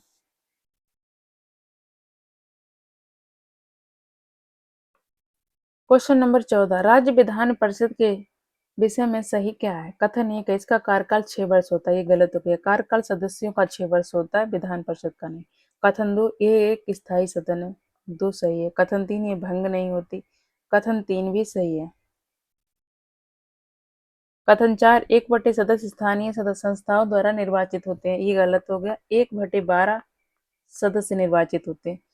कथन 5 है 1/6 सदस्य विधानसभा द्वारा निर्वाचित होते हैं, ये भी गलत है। विधानसभा से आते हैं 1/3 सदस्य, 1/3। कथन 6 प्रति दूसरे वर्ष इसके 1/3 सदस्य सेवानिवृत्त हो जाते हैं। कथन 6 सही है। कथन 7 उपराज्यपाल सदन का सभापति होता है, ये भी गलत है। कथन 8 है इसके सदस्यों का कार्यकाल 6 वर्ष होता है, ये सही है। आंसर होगा 2, 3, 6 और 8। 2, 3, 6, 8। Right answer option C, 2, 3, 6। Rajya Sabha की तरह विधान परिषद एक स्थायी सदन है, इसे भंग नहीं किया जा सकता। विधान परिषद के लगभग 1/3 सदस्य प्रत्येक दूसरे वर्ष सेवानिवृत्त होते रहते हैं। विधान परिषद के सदस्यों का कार्यकाल 6 वर्ष का होता है। विधान परिषद में अधिकतम सदस्य संख्या विधानसभा की एक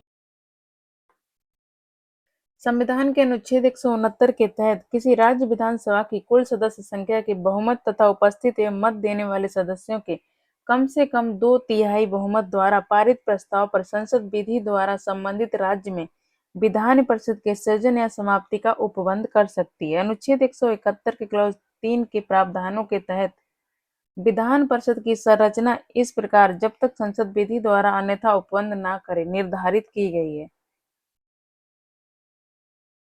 कथन 1 है यथाशक्य के निकटतम 1/3 सदस्य स्थानीय निकायों द्वारा चुने जाएंगे, सही है। कथन 2 है यथाशक्य के निकटतम 1/12 सदस्य न्यूनतम 3 वर्षीय स्नातकों द्वारा निर्वाचित किए जाएंगे, सही है। कथन 3 यथाशक्य निकटतम 1/12 सदस्यों को न्यूनतम 3 वर्षीय अध्यापन कर रहे लोग चुनेंगे जो माध्यमिक स्तर पर निम्न स्तर के नहीं होने चाहिए, सही है। कथन 4 यथाशक्य निकटतम 1/3 सदस्य विधानसभा के सदस्यों द्वारा चुने जाएंगे, सही है। शेष सदस्यों का नामांकन राज्यपाल द्वारा किया जाएगा जो कला, साहित्य, विज्ञान, सहकारी आंदोलन और समाज सेवा से जुड़े हों।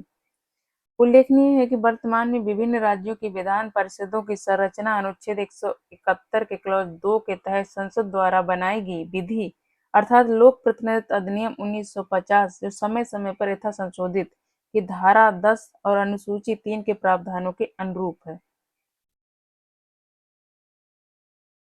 क्वेश्चन नंबर 15 निम्नलिखित में से किसे भंग नहीं किया जा सकता, सब पर समाप्त किया जा सकता। राइट आंसर है ऑप्शन डी, विधान परिषद। भारतीय संविधान के अनुच्छेद 169 के अनुसार संसद विधि द्वारा किसी राज्य में विधान परिषद के उत्साधन या सृजन के लिए उपबंध कर सकेगी यदि राज्य की विधानसभा ने इस आशय का संकल्प विधानसभा की कुल सदस्य संख्या के बहुमत द्वारा तथा उपस्थित और मत देने वाले सदस्यों की संख्या के कम से कम 2/3 बहुमत द्वारा पारित कर दिया है। विधान परिषद एक स्थायी सदन है, ये भंग नहीं की जा सकती। इसके सदस्यों का कार्यकाल 6 वर्ष होता है तथा प्रत्येक 2 वर्ष पर इसके लगभग 1/3 सदस्य सेवानिवृत्त हो जाते हैं। अतः स्पष्ट है कि विधान परिषद को भंग नहीं किया जा सकता, लेकिन इसका समापन या उत्साधन किया जा सकता है। इसके अतिरिक्त लोकसभा तथा विधानसभा दोनों अस्थायी सदन हैं, ये भंग किए जा सकते। वहीं राज्यसभा एक स्थायी सदन है, इसे भी विधान परिषद की भांति भंग नहीं किया जा सकता, लेकिन इसको समाप्त किया जाने का प्रावधान है। क्वेश्चन नंबर 16 भारत के निम्नलिखित राज्यों में से किसमें अब तक विधान परिषद नहीं है यद्यपि संविधान सप्तम संशोधन अधिनियम 1956 में उसके लिए उपबंध है। Right answer option D, Madhya Pradesh. 7वें संविधान संशोधन 1956 के द्वारा मध्य प्रदेश के लिए भी विधान परिषद की व्यवस्था की गई थी, किंतु इसके लिए कोई तारीख नियत नहीं किए जाने के कारण इसे अस्तित्व में नहीं लाया जा सका। क्वेश्चन नंबर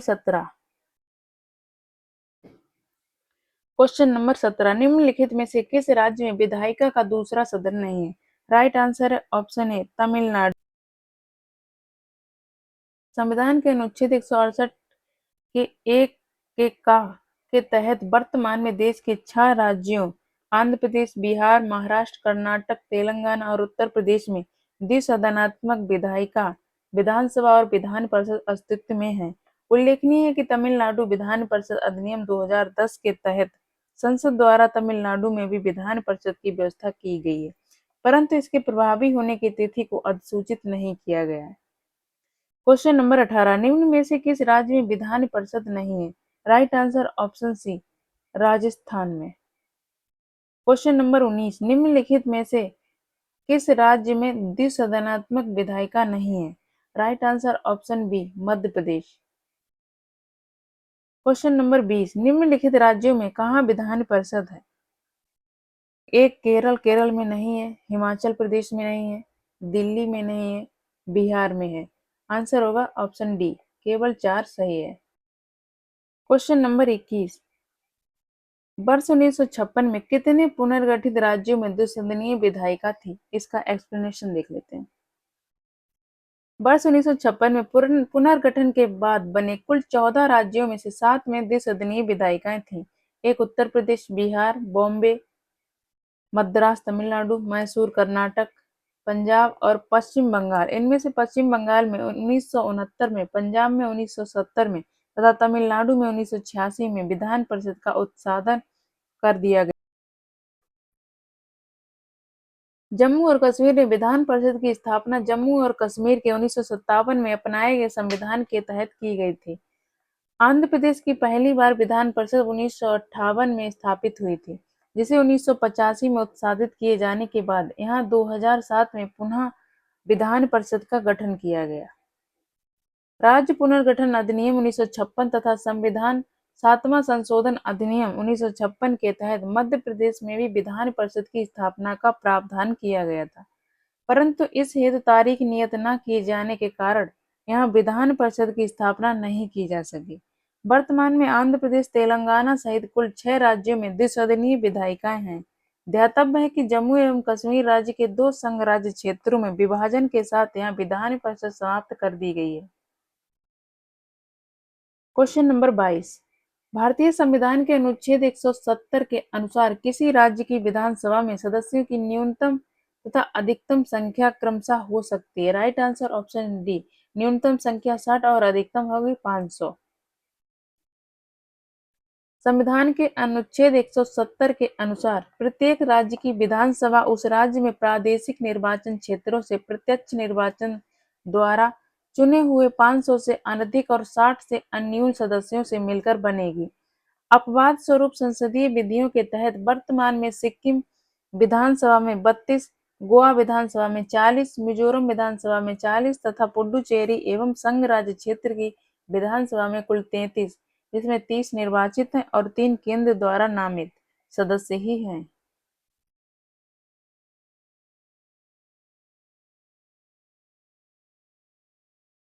क्वेश्चन नंबर 23, निम्नलिखित में से कौन सा राज्य अनुच्छेद 170 के उस प्रावधान का अपवाद है जिसमें कहा गया है कि एक राज्य के विधानसभा के गठन में 60 से कम सदस्य नहीं होंगे?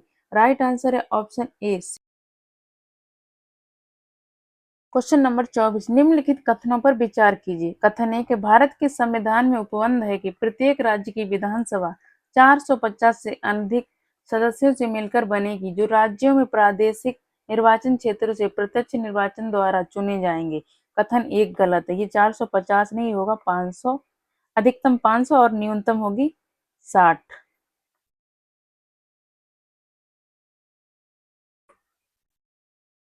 कथन 2 है, कोई व्यक्ति किसी राज्य की विधानसभा के किसी स्थान को भरने के लिए चुने जाने के लिए अर्हित नहीं होगा यदि उसकी आयु 25 वर्ष से कम है। कथन 2 सही है। उपयुक्त कथनों में से कौन सा सही है? राइट आंसर होगा ऑप्शन बी, केवल 2 सही है। संविधान के अनुच्छेद 170 के क्लॉज 1 के प्रावधान के अनुसार प्रत्येक राज्य की विधानसभा उस राज्य में प्रादेशिक निर्वाचन क्षेत्रों से प्रत्यक्ष निर्वाचन द्वारा चुने गए 500 से अधिक और 60 से अन्यून सदस्यों से मिलकर बनेगी। स्पष्ट है कि कथन एक गलत है।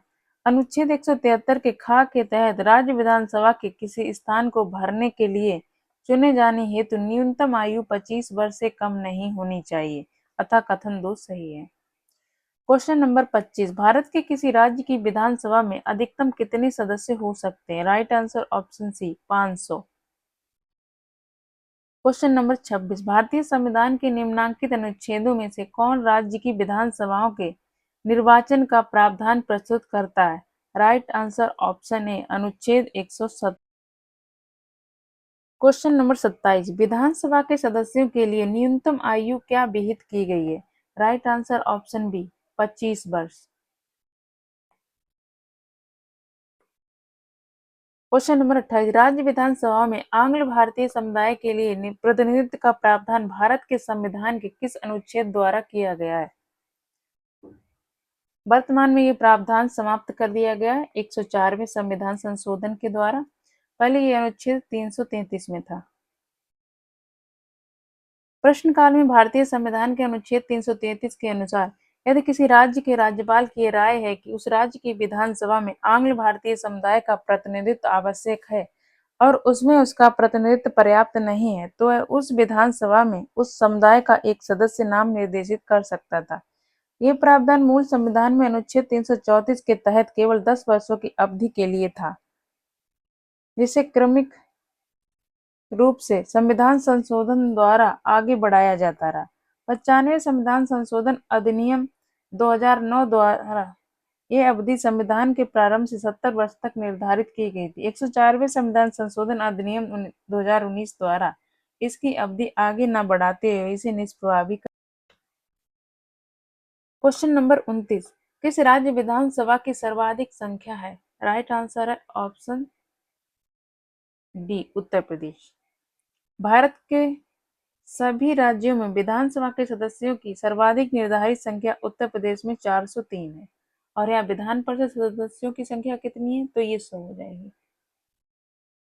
क्वेश्चन नंबर 30, निम्नलिखित भारतीय राज्यों में किसकी राज्य विधानसभा में सदस्यों की संख्या अधिक है? राइट आंसर है ऑप्शन बी, हिमाचल प्रदेश। प्रश्न अनुसार दिए गए विकल्पों में से अरुणाचल प्रदेश में 60, मेघालय में 60 और मणिपुर में भी 60 की विधानसभा सदस्यों की संख्या एक समान है, जो कि हिमाचल प्रदेश की विधानसभा के सदस्यों की संख्या 68 है। इनमें से सर्वाधिक है, तो अभीष्ट उत्तर विकल्प बी होगा। क्वेश्चन नंबर 31, राज्य विधानसभा के निर्वाचन का संचालन करता है? Right answer option C, Bharat का निर्वाचन आयोग।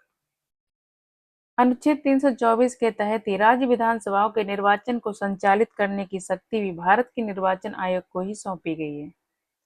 क्वेश्चन नंबर 32, निम्नलिखित में से कौन एक राज्य के विधानमंडल के किसी सदस्य के निरर्हता से संबंधित किसी प्रश्न का विनिश्चय करने हेतु अंतिम सत्ता है? राइट आंसर ऑप्शन ए, राज्यपाल।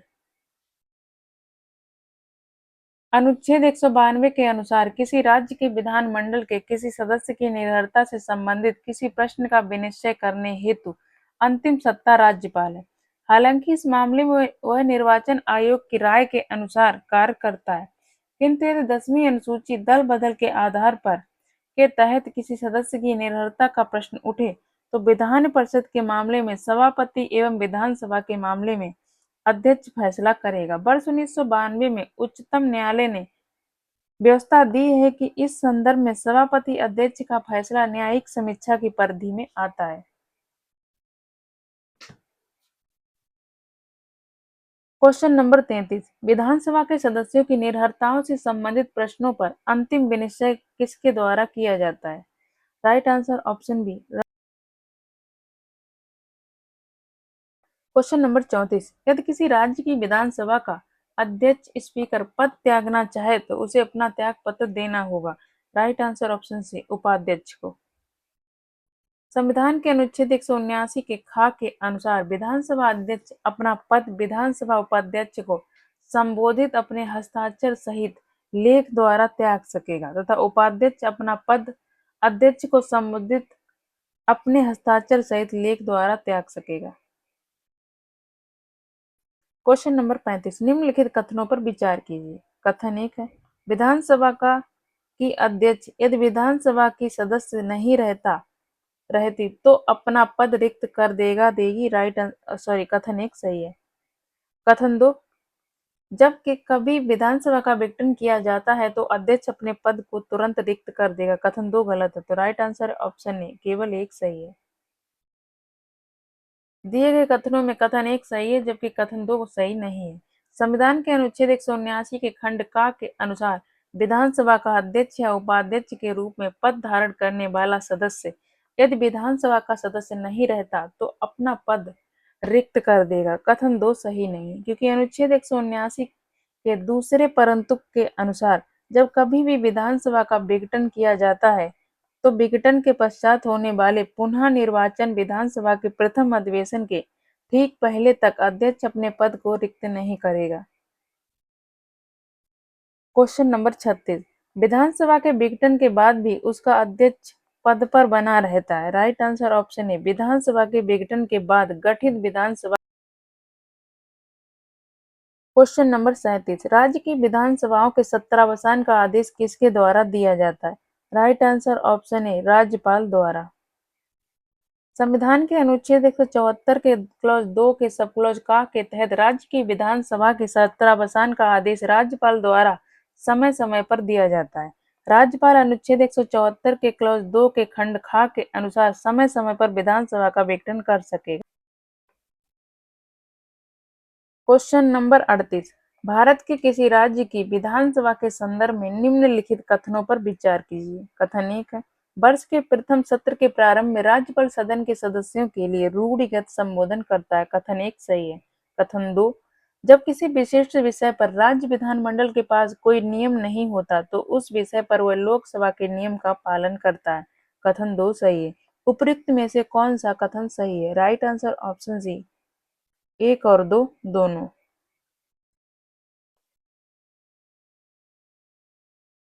अनुच्छेद 176 क्लॉज 1 के अनुसार राज्यपाल विधानसभा के लिए प्रत्येक साधारण निर्वाचन के पश्चात प्रथम सत्र के आरंभ में और प्रत्येक वर्ष के प्रथम सत्र के आरंभ में विधानसभा में या विधान परिषद वाले राज्य की दशा में एक साथ समवेत दोनों सदनों में अभिभाषण रूढ़िगत संबोधन करेगा। इस प्रकार कथन 1 सही है। अनुच्छेद 208 के क्लॉज 1 के अनुसार संविधान के उपबंधों के अधीन रहते हुए राज्य के विधानमंडल का कोई सदन विधानसभा या विधान परिषद अपनी प्रक्रिया और अपने कार्य संचालन के विनियमन के लिए नियम बना सकेगा। साथ ही अनुच्छेद 208 के क्लॉज 2 के अनुसार जब तक खंड 1 के अधीन नियम नहीं बनाए जाते तब तक इस संविधान के प्रारंभ से ठीक पहले तत्स्थानीय प्रांत के विधानमंडल के संबंध में जो प्रक्रिया के नियम और स्थायी आदेश प्रवर्त थे उस राज्य के विधानमंडल के संबंध में प्रभावी होंगे। इसके अतिरिक्त अनुच्छेद 209 के तहत राज्य का विधानमंडल वित्तीय कार्य को समय से पूरा करने के उद्देश्य से किसी वित्तीय विषय से संबंधित सदनों की प्रक्रिया और कार्य संचालन का विनियमन विधि द्वारा कर सकता है। साथ ही जब किसी विशिष्ट विषय पर राज्य विधानमंडल के पास कोई नियम नहीं होता तो उस विषय पर वह लोकसभा के नियम का पालन करता है। Question number 39। मध्य प्रदेश विधानसभा की कार्रवाई का सही क्रम चुनें। कथन 1 है निधन संबंधी उल्लेख। कथन 2 है राज्यपाल का अभिभाषण। कथन 3 है शपथ या प्रतिज्ञान। कथन 4 है मंत्रियों का परिचय। सबसे पहले आएगी शपथ, उसके बाद आएगा राज्यपाल का अभिभाषण, उसके बाद मंत्रियों का परिचय और उसके बाद आएगा निधन संबंधी उल्लेख। तो सबसे पहले 3, 2, 4, 1। Right answer option B, 3, 2, 4, 1। विधानसभा की कार्रवाई के प्रथम सत्र में पहले शपथ या प्रतिज्ञान, फिर राज्यपाल का अभिभाषण और फिर मंत्रियों का परिचय होता है तथा उसके पश्चात पूर्व वर्तमान सदस्यों के निधन संबंधी उल्लेख के साथ उन्हें श्रद्धांजलि दी जाती है। Question number 40। राज्य विधानमंडल की बैठक आयोजित करने के लिए कोरम गढ़पूर्ति क्या है? राइट आंसर ऑप्शन डी, 10 सदस्य या कुल सदस्यों का 10वां हिस्सा जो भी अधिक हो। संविधान के अनुच्छेद 189 3 के अनुसार जब तक राज्य का विधानमंडल विधि द्वारा अन्यथा उपबंध न करे तब तक राज्य के विधानमंडल के किसी सदन का अधिवेशन गठित करने के लिए कोरम गढ़पूर्ति 10 सदस्य या सदन के सदस्यों की कुल संख्या का 10वां भाग इसमें से जो भी अधिक होगी। Question number 41। राजस्थान विधानसभा की प्रक्रिया तथा कार्य संचालन संबंधी नियमों के अनुसार निम्नलिखित में से कौन से विभाग के प्राक्कलन समिति का के नियंत्रणाधीन नहीं है? राइट आंसर ऑप्शन बी, गृह विभाग। राजस्थान विधानसभा की प्रक्रिया तथा कार्य संचालन संबंधी नियमों के अनुसार प्रश्नगत विभागों में से सार्वजनिक निर्माण विभाग, शिक्षा विभाग और वित्त विभाग के प्राक्कलन समिति का एक के नियंत्रणाधीन है, जबकि गृह विभाग के प्राक्कलन समिति खा बी के नियंत्रणाधीन है।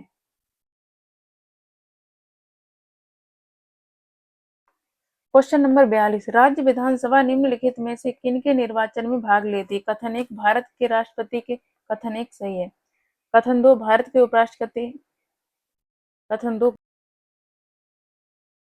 कथन 3 है राज्यसभा के सदस्यों के, सही है। कथन 4 है राज्य विधान परिषद के सदस्यों के, कथन 4 भी सही है।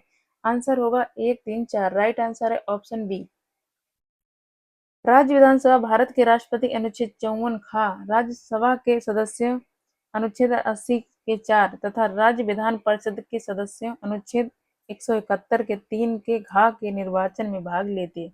अनुच्छेद 66(1) के तहत भारत के उपराष्ट्रपति का निर्वाचन संसद के दोनों सदनों राज्यसभा और लोकसभा के सदस्यों द्वारा अनुपातिक प्रतिनिधित्व पद्धति के अनुसार एकल संक्रमणीय मत द्वारा किया जाता है। क्वेश्चन नंबर 43 राज्य की संचित निधि का संचालन किया जाता है। राइट आंसर ऑप्शन डी होगा। उपयुक्त में से कोई नहीं, इसका संचालन राज्य का विधानमंडल करता है। राज्य की संचित निधि का संचालन राज्य विधानमंडल द्वारा किया जाता है। क्वेश्चन नंबर 44 निम्नलिखित में से कौन एक राज्य की आकस्मिक निधि की स्थापना के लिए उत्तरदायी है? राइट आंसर ऑप्शन है किसी राज्य का विधानमंडल। भारतीय संविधान के अनुच्छेद 267 के क्लॉज 2 के अनुसार राज्य का विधानमंडल विधि द्वारा अग्रदाय के स्वरूप की एक आकस्मिकता निधि की स्थापना कर सकेगा, जो राज्य की आकस्मिकता निधि के नाम से ज्ञात होगी, जिसमें ऐसी विधि द्वारा अवधारित राशियां समय समय पर जमा की जाएंगी और अनपेक्षित व्यय का अनुच्छेद 205 या अनुच्छेद 206 के अधीन राज्य के विधानमंडल द्वारा विधि द्वारा प्राधिकृत किया जाना लंबित रहने तक ऐसी निधि में से ऐसे व्यय की पूर्ति के लिए अग्रिम धन देने हेतु राज्यपाल को समर्थ बनाने के लिए यह निधि राज्य। क्वेश्चन नंबर 45 भारतीय संविधान के अनुच्छेद 162 के शीर्षक के संबंध में निम्न में से कौन सा सही है? ऑप्शन ए राज्य की कार्य, ऑप्शन बी राज्यपाल के कार्यालय, ऑप्शन सी राज्यपाल की पदावधि, ये भी गलत है। ऑप्शन डी राज्य की कार्यपालिका शक्ति का विस्तार, ऑप्शन डी सही है। भारतीय संविधान का अनुच्छेद 162 राज्य की कार्यपालिका शक्ति के विस्तार संबंधी उपबंध करता है। इस अनुच्छेद के अनुसार इस संविधान के उपबंधों के अधीन रहते हुए किसी राज्य की कार्यपालिका शक्ति का विस्तार उन विषयों पर होगा जिनके संबंध में उस राज्य के विधानमंडल की विधि बना।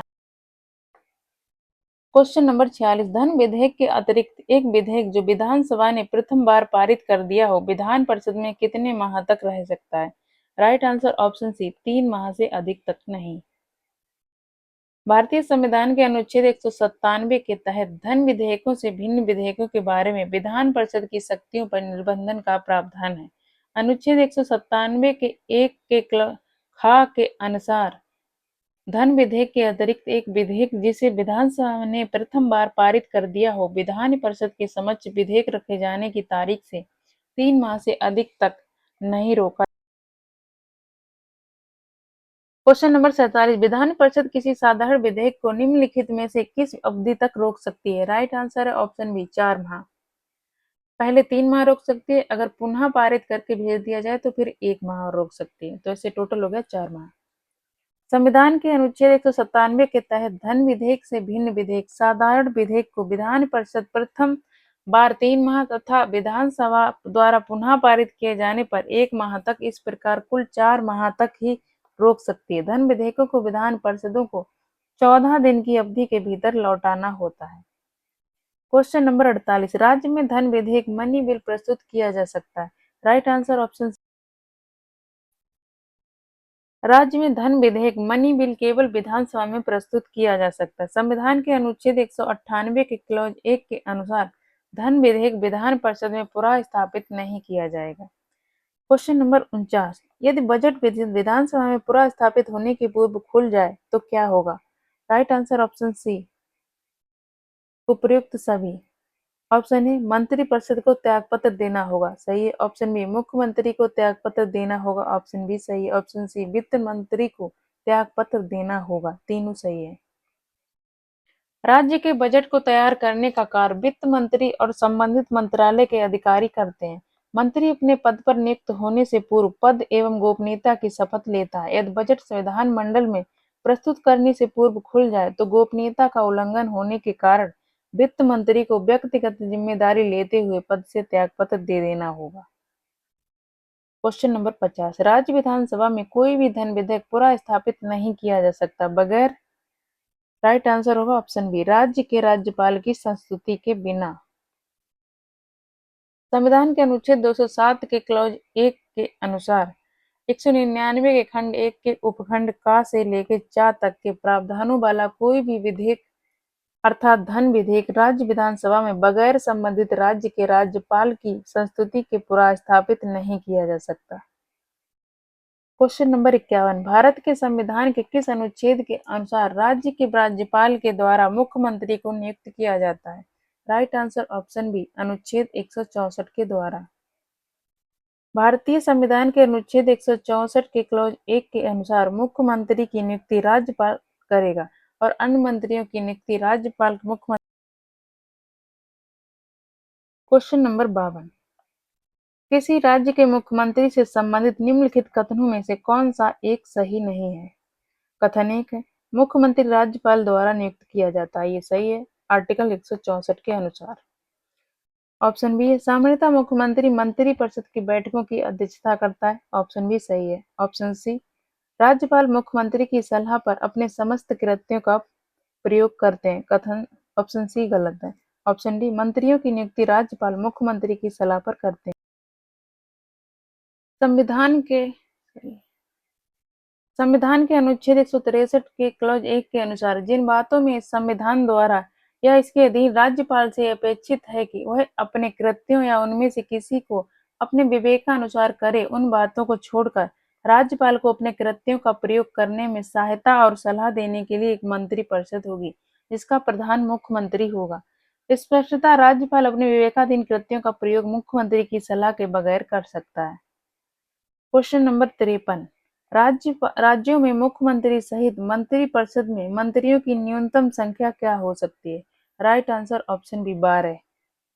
भारतीय संविधान के अनुच्छेद 164 के 1 का में मंत्रिपरिषद में मंत्रियों की संख्या के बारे में उपबंध है। इसके अनुसार किसी राज्य की मंत्रिपरिषद में मुख्यमंत्री सहित मंत्रियों की कुल संख्या उस राज्य की विधानसभा के सदस्यों की कुल संख्या के 15% से अधिक नहीं होगी, परंतु किसी राज्य में मुख्यमंत्री सहित मंत्रियों की संख्या 12 से कम नहीं होगी। क्वेश्चन नंबर 54, मुख्यमंत्री से संबंधित निम्नलिखित कथनों में से कौन सा एक सही नहीं है? ऑप्शन ए, वह साधारणतः राज्यपाल द्वारा चयनित होगा, ऑप्शन ए गलत है, मुख्यमंत्री नियुक्त किया जाता है, चयनित नहीं। ऑप्शन बी, वह राज्यपाल द्वारा औपचारिक नियुक्ति पाता है, ऑप्शन बी सही है। ऑप्शन सी, वह विधानसभा में बहुमत दल के सदस्यों द्वारा चुना जाता है, ऑप्शन सी सही है। ऑप्शन डी, उसका पद पर बना रहना बहुत कारकों पर निर्भर करता है, ऑप्शन डी सही है। संविधान के अनुच्छेद 164 के क्लॉज 1 के अनुसार मुख्यमंत्री की नियुक्ति राज्यपाल द्वारा की जाती है, अन्य मंत्रियों की नियुक्ति राज्यपाल मुख्यमंत्री की सलाह पर करेगा, अतः स्पष्ट है कि राज्यपाल मुख्यमंत्री की औपचारिक नियुक्ति करता है, न कि उसका चयन करता है, अतः विकल्प ए में प्रस्तुत कथन सही नहीं है, अन्य प्रश्नगत कथन सही है।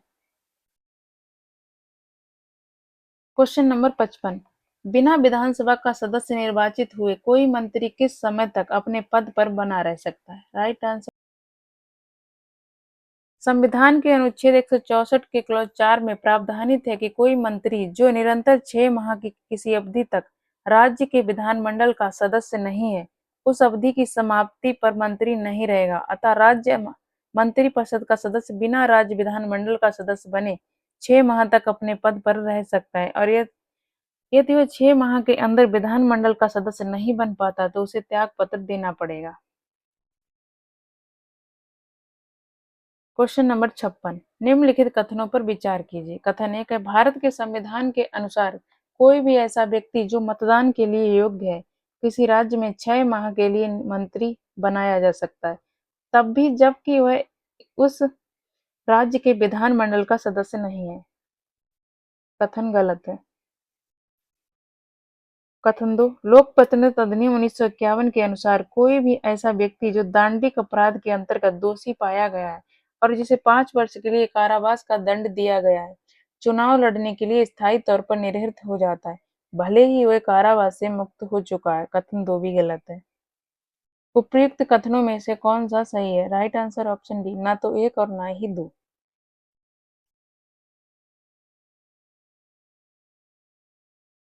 भारतीय संविधान के अनुच्छेद 164 के 4 के प्रावधानों के तहत कोई व्यक्ति राज्य विधानमंडल का सदस्य न होने पर भी 6 माह की अवधि के लिए मंत्री बनाया जा सकता है। साथ ही अनुच्छेद 173 के अनुसार कोई भी व्यक्ति किसी राज्य में विधानमंडल के किसी स्थान को भरने के लिए चुने जाने के लिए तभी अर्हित होगा जब एक वो भारत का नागरिक है तथा निर्वाचन आयोग द्वारा इस निमित्त प्राधिकृत किसी व्यक्ति के समक्ष तीसरी अनुसूची में इस उद्देश्य के लिए दिए गए प्रारूप के अनुसार शपथ लेकर हस्ताक्षर करता है। दूसरा है, वो विधानसभा के स्थान के लिए कम से कम 25 वर्ष की आयु का और विधान परिषद के स्थान के लिए कम से कम 30 वर्ष की आयु का है। तीसरा है, उसके पास ऐसी अन्य योग्यताएं हो जो इस उद्देश्य से संसद द्वारा बनाई गई किसी विधि द्वारा या उससे अधीन विहित की जाए। संविधान के अनुच्छेद 326 के अंतर्गत 18 वर्ष या उससे अधिक आयु का कोई भी व्यक्ति लोकसभा या राज्य विधानसभा के निर्वाचनों में मतदान कर सकता है, परंतु विधानमंडल का सदस्य निर्वाचित होने हेतु आयु सीमा 25 वर्ष है लोकसभा और विधानसभा के लिए और 30 वर्ष है राज्यसभा और विधान परिषद के लिए। अतः कथन 1 सही। लोक प्रतिनिधित्व अधिनियम 1951 की धारा 8 में कतिपय अपराधों के लिए दोष सिद्धि पर निर्भरता का वर्णन है। धारा 8(1) के अंतर्गत दिए गए विशिष्ट अपराधों के लिए जुर्माने या कारावास से दंडित व्यक्ति दोष सिद्धि की तिथि से निर्हरित होगा और उसके छोड़े जाने से 6 वर्ष के अतिरिक्त अवधि के लिए निर्हरित बना रहेगा। धारा 8(3) के अनुसार सिद्ध दोष अपराध और न्यूनतम 2 वर्ष के कारावास से दंडित व्यक्ति दोष सिद्धि की तिथि से निर्हरित होगा और उसे छोड़े जाने से 6 वर्ष की अतिरिक्त अवधि के लिए निर्हरित बना रहेगा। इसके तहत स्थायी तौर पर निर्हरित किए जाने का प्रावधान नहीं है, अतः कथन 2 भी सही नहीं। क्वेश्चन नंबर 57, राज्य सरकार के मंत्रियों के वेतन एवं भत्तों का निर्धारण किया जाता है। राइट आंसर ऑप्शन डी, राज्य विधानसभा द्वारा। राज्य सरकार के मंत्रियों के वेतन एवं भत्तों का निर्धारण अनुच्छेद 164 के 5 के तहत राज्य विधानमंडल द्वारा विधि बनाकर किया जाता है।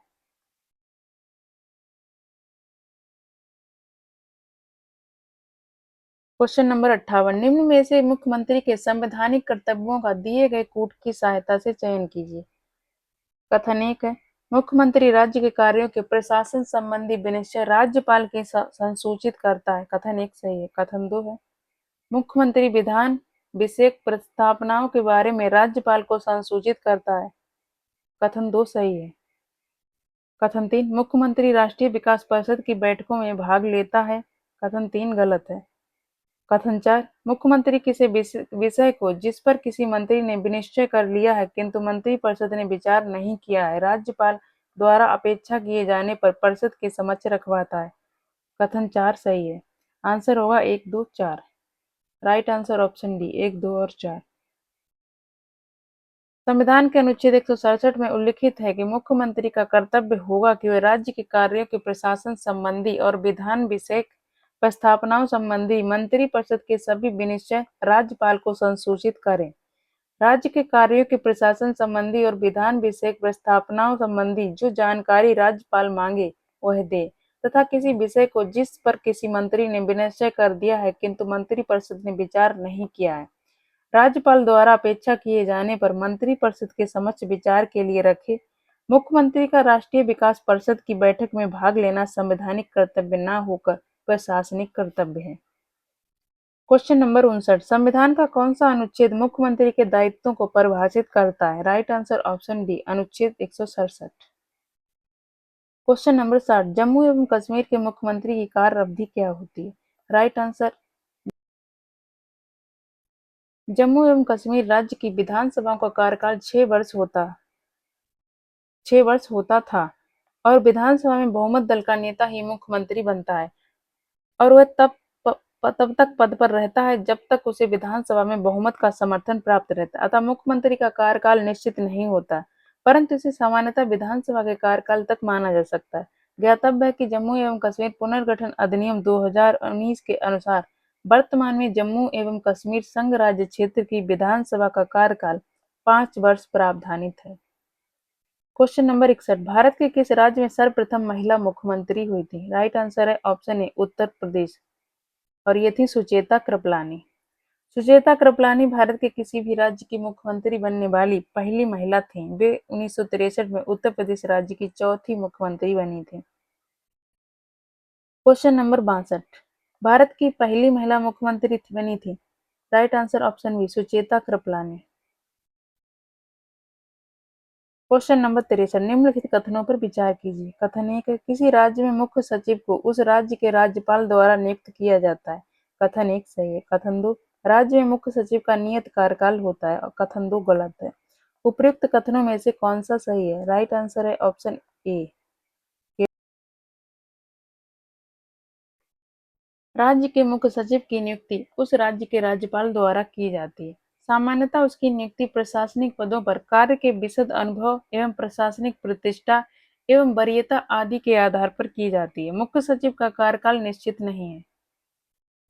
क्वेश्चन नंबर 64, राज्य सचिवालय के प्रशासन में मंत्रिमंडल को जाने वाली सभी नस्तियां किसके माध्यम से भेजी जानी आवश्यक है? राइट आंसर ऑप्शन बी मुख्य सचिव के द्वारा। राज्य सचिवालय के प्रशासन में मंत्रिमंडल को जाने वाली सभी नस्तियां फाइल्स मुख्य सचिव के माध्यम से भेजी जानी आवश्यक है, क्योंकि वे मंत्रिमंडल के समक्ष आने वाले कार्यों का प्रभारी होता है। इसके अतिरिक्त वह सामान्य प्रशासन विभाग में शासन का सचिव तथा शासन के समस्त सचिवों का प्रमुख होता है। क्वेश्चन नंबर 65, 1992 में अयोध्या घटना के पश्चात कुछ प्रदेशों में विधानसभाएं भंग कर दी गई थी। नीचे दिए लिखे प्रदेशों में से किसकी विधानसभा भंग नहीं की गई थी? Right answer option D Bihar. 6 दिसंबर 1992 को अयोध्या घटना के पश्चात भाजपा शासित उत्तर प्रदेश, मध्य प्रदेश, हिमाचल प्रदेश एवं राजस्थान राज्यों की विधानसभाएं भंग कर डी गई थी, जबकि बिहार विधानसभा भंग नहीं की गई थी। बिहार में 1980 के बाद 1995 में राष्ट्रपति शासन लागू हुआ था। इस प्रकार सही उत्तर विकल्प डी होगा। क्वेश्चन नंबर 66, निम्न राज्यों में से किस एक ने मुसलमानों के लिए नौकरी तथा शिक्षा में प्रवेश हेतु आरक्षण प्रस्तावित किया है? राइट आंसर होगा ऑप्शन ए आंध्र प्रदेश। 2004 में आंध्र प्रदेश सरकार द्वारा मुसलमानों के लिए नौकरी तथा शिक्षा में प्रवेश हेतु आरक्षण लागू किया गया था, जिस पर उच्च न्यायालय द्वारा रोक लगा दी गई थी। 2007 में आंध्र प्रदेश सरकार ने इस आरक्षण को 4% करते हुए ताकि कुल आरक्षण 50% की सीमा में रहे पुनः आरक्षण लागू किया था, जिसे यद्यपि पुनः उच्च न्यायालय ने खारिज कर दिया था। तथापि मार्च 2010 में सर्वोच्च न्यायालय द्वारा अंतिम निर्णय देते हुए इस आरक्षण को स्वीकृति प्रदान कर दी गई थी तथा सर्वोच्च न्यायालय ने अब यह मामला संविधान पीठ के समक्ष लंबित है। वर्ष 2017 में तेलंगाना राज्य की विधायिका द्वारा मुसलमानों के लिए आरक्षण को 4% से बढ़ाकर 12% करने हेतु विधेयक पारित किया गया था, जिसे लागू नहीं किया जा सका। क्वेश्चन नंबर 67, भारत में कौन एकमात्र राज्य है जहां सामान्य कॉमन सिविल कोड लागू है? राइट आंसर गोवा होगा। अब वर्तमान में उत्तराखंड में भी ये सिविल कोड लागू है।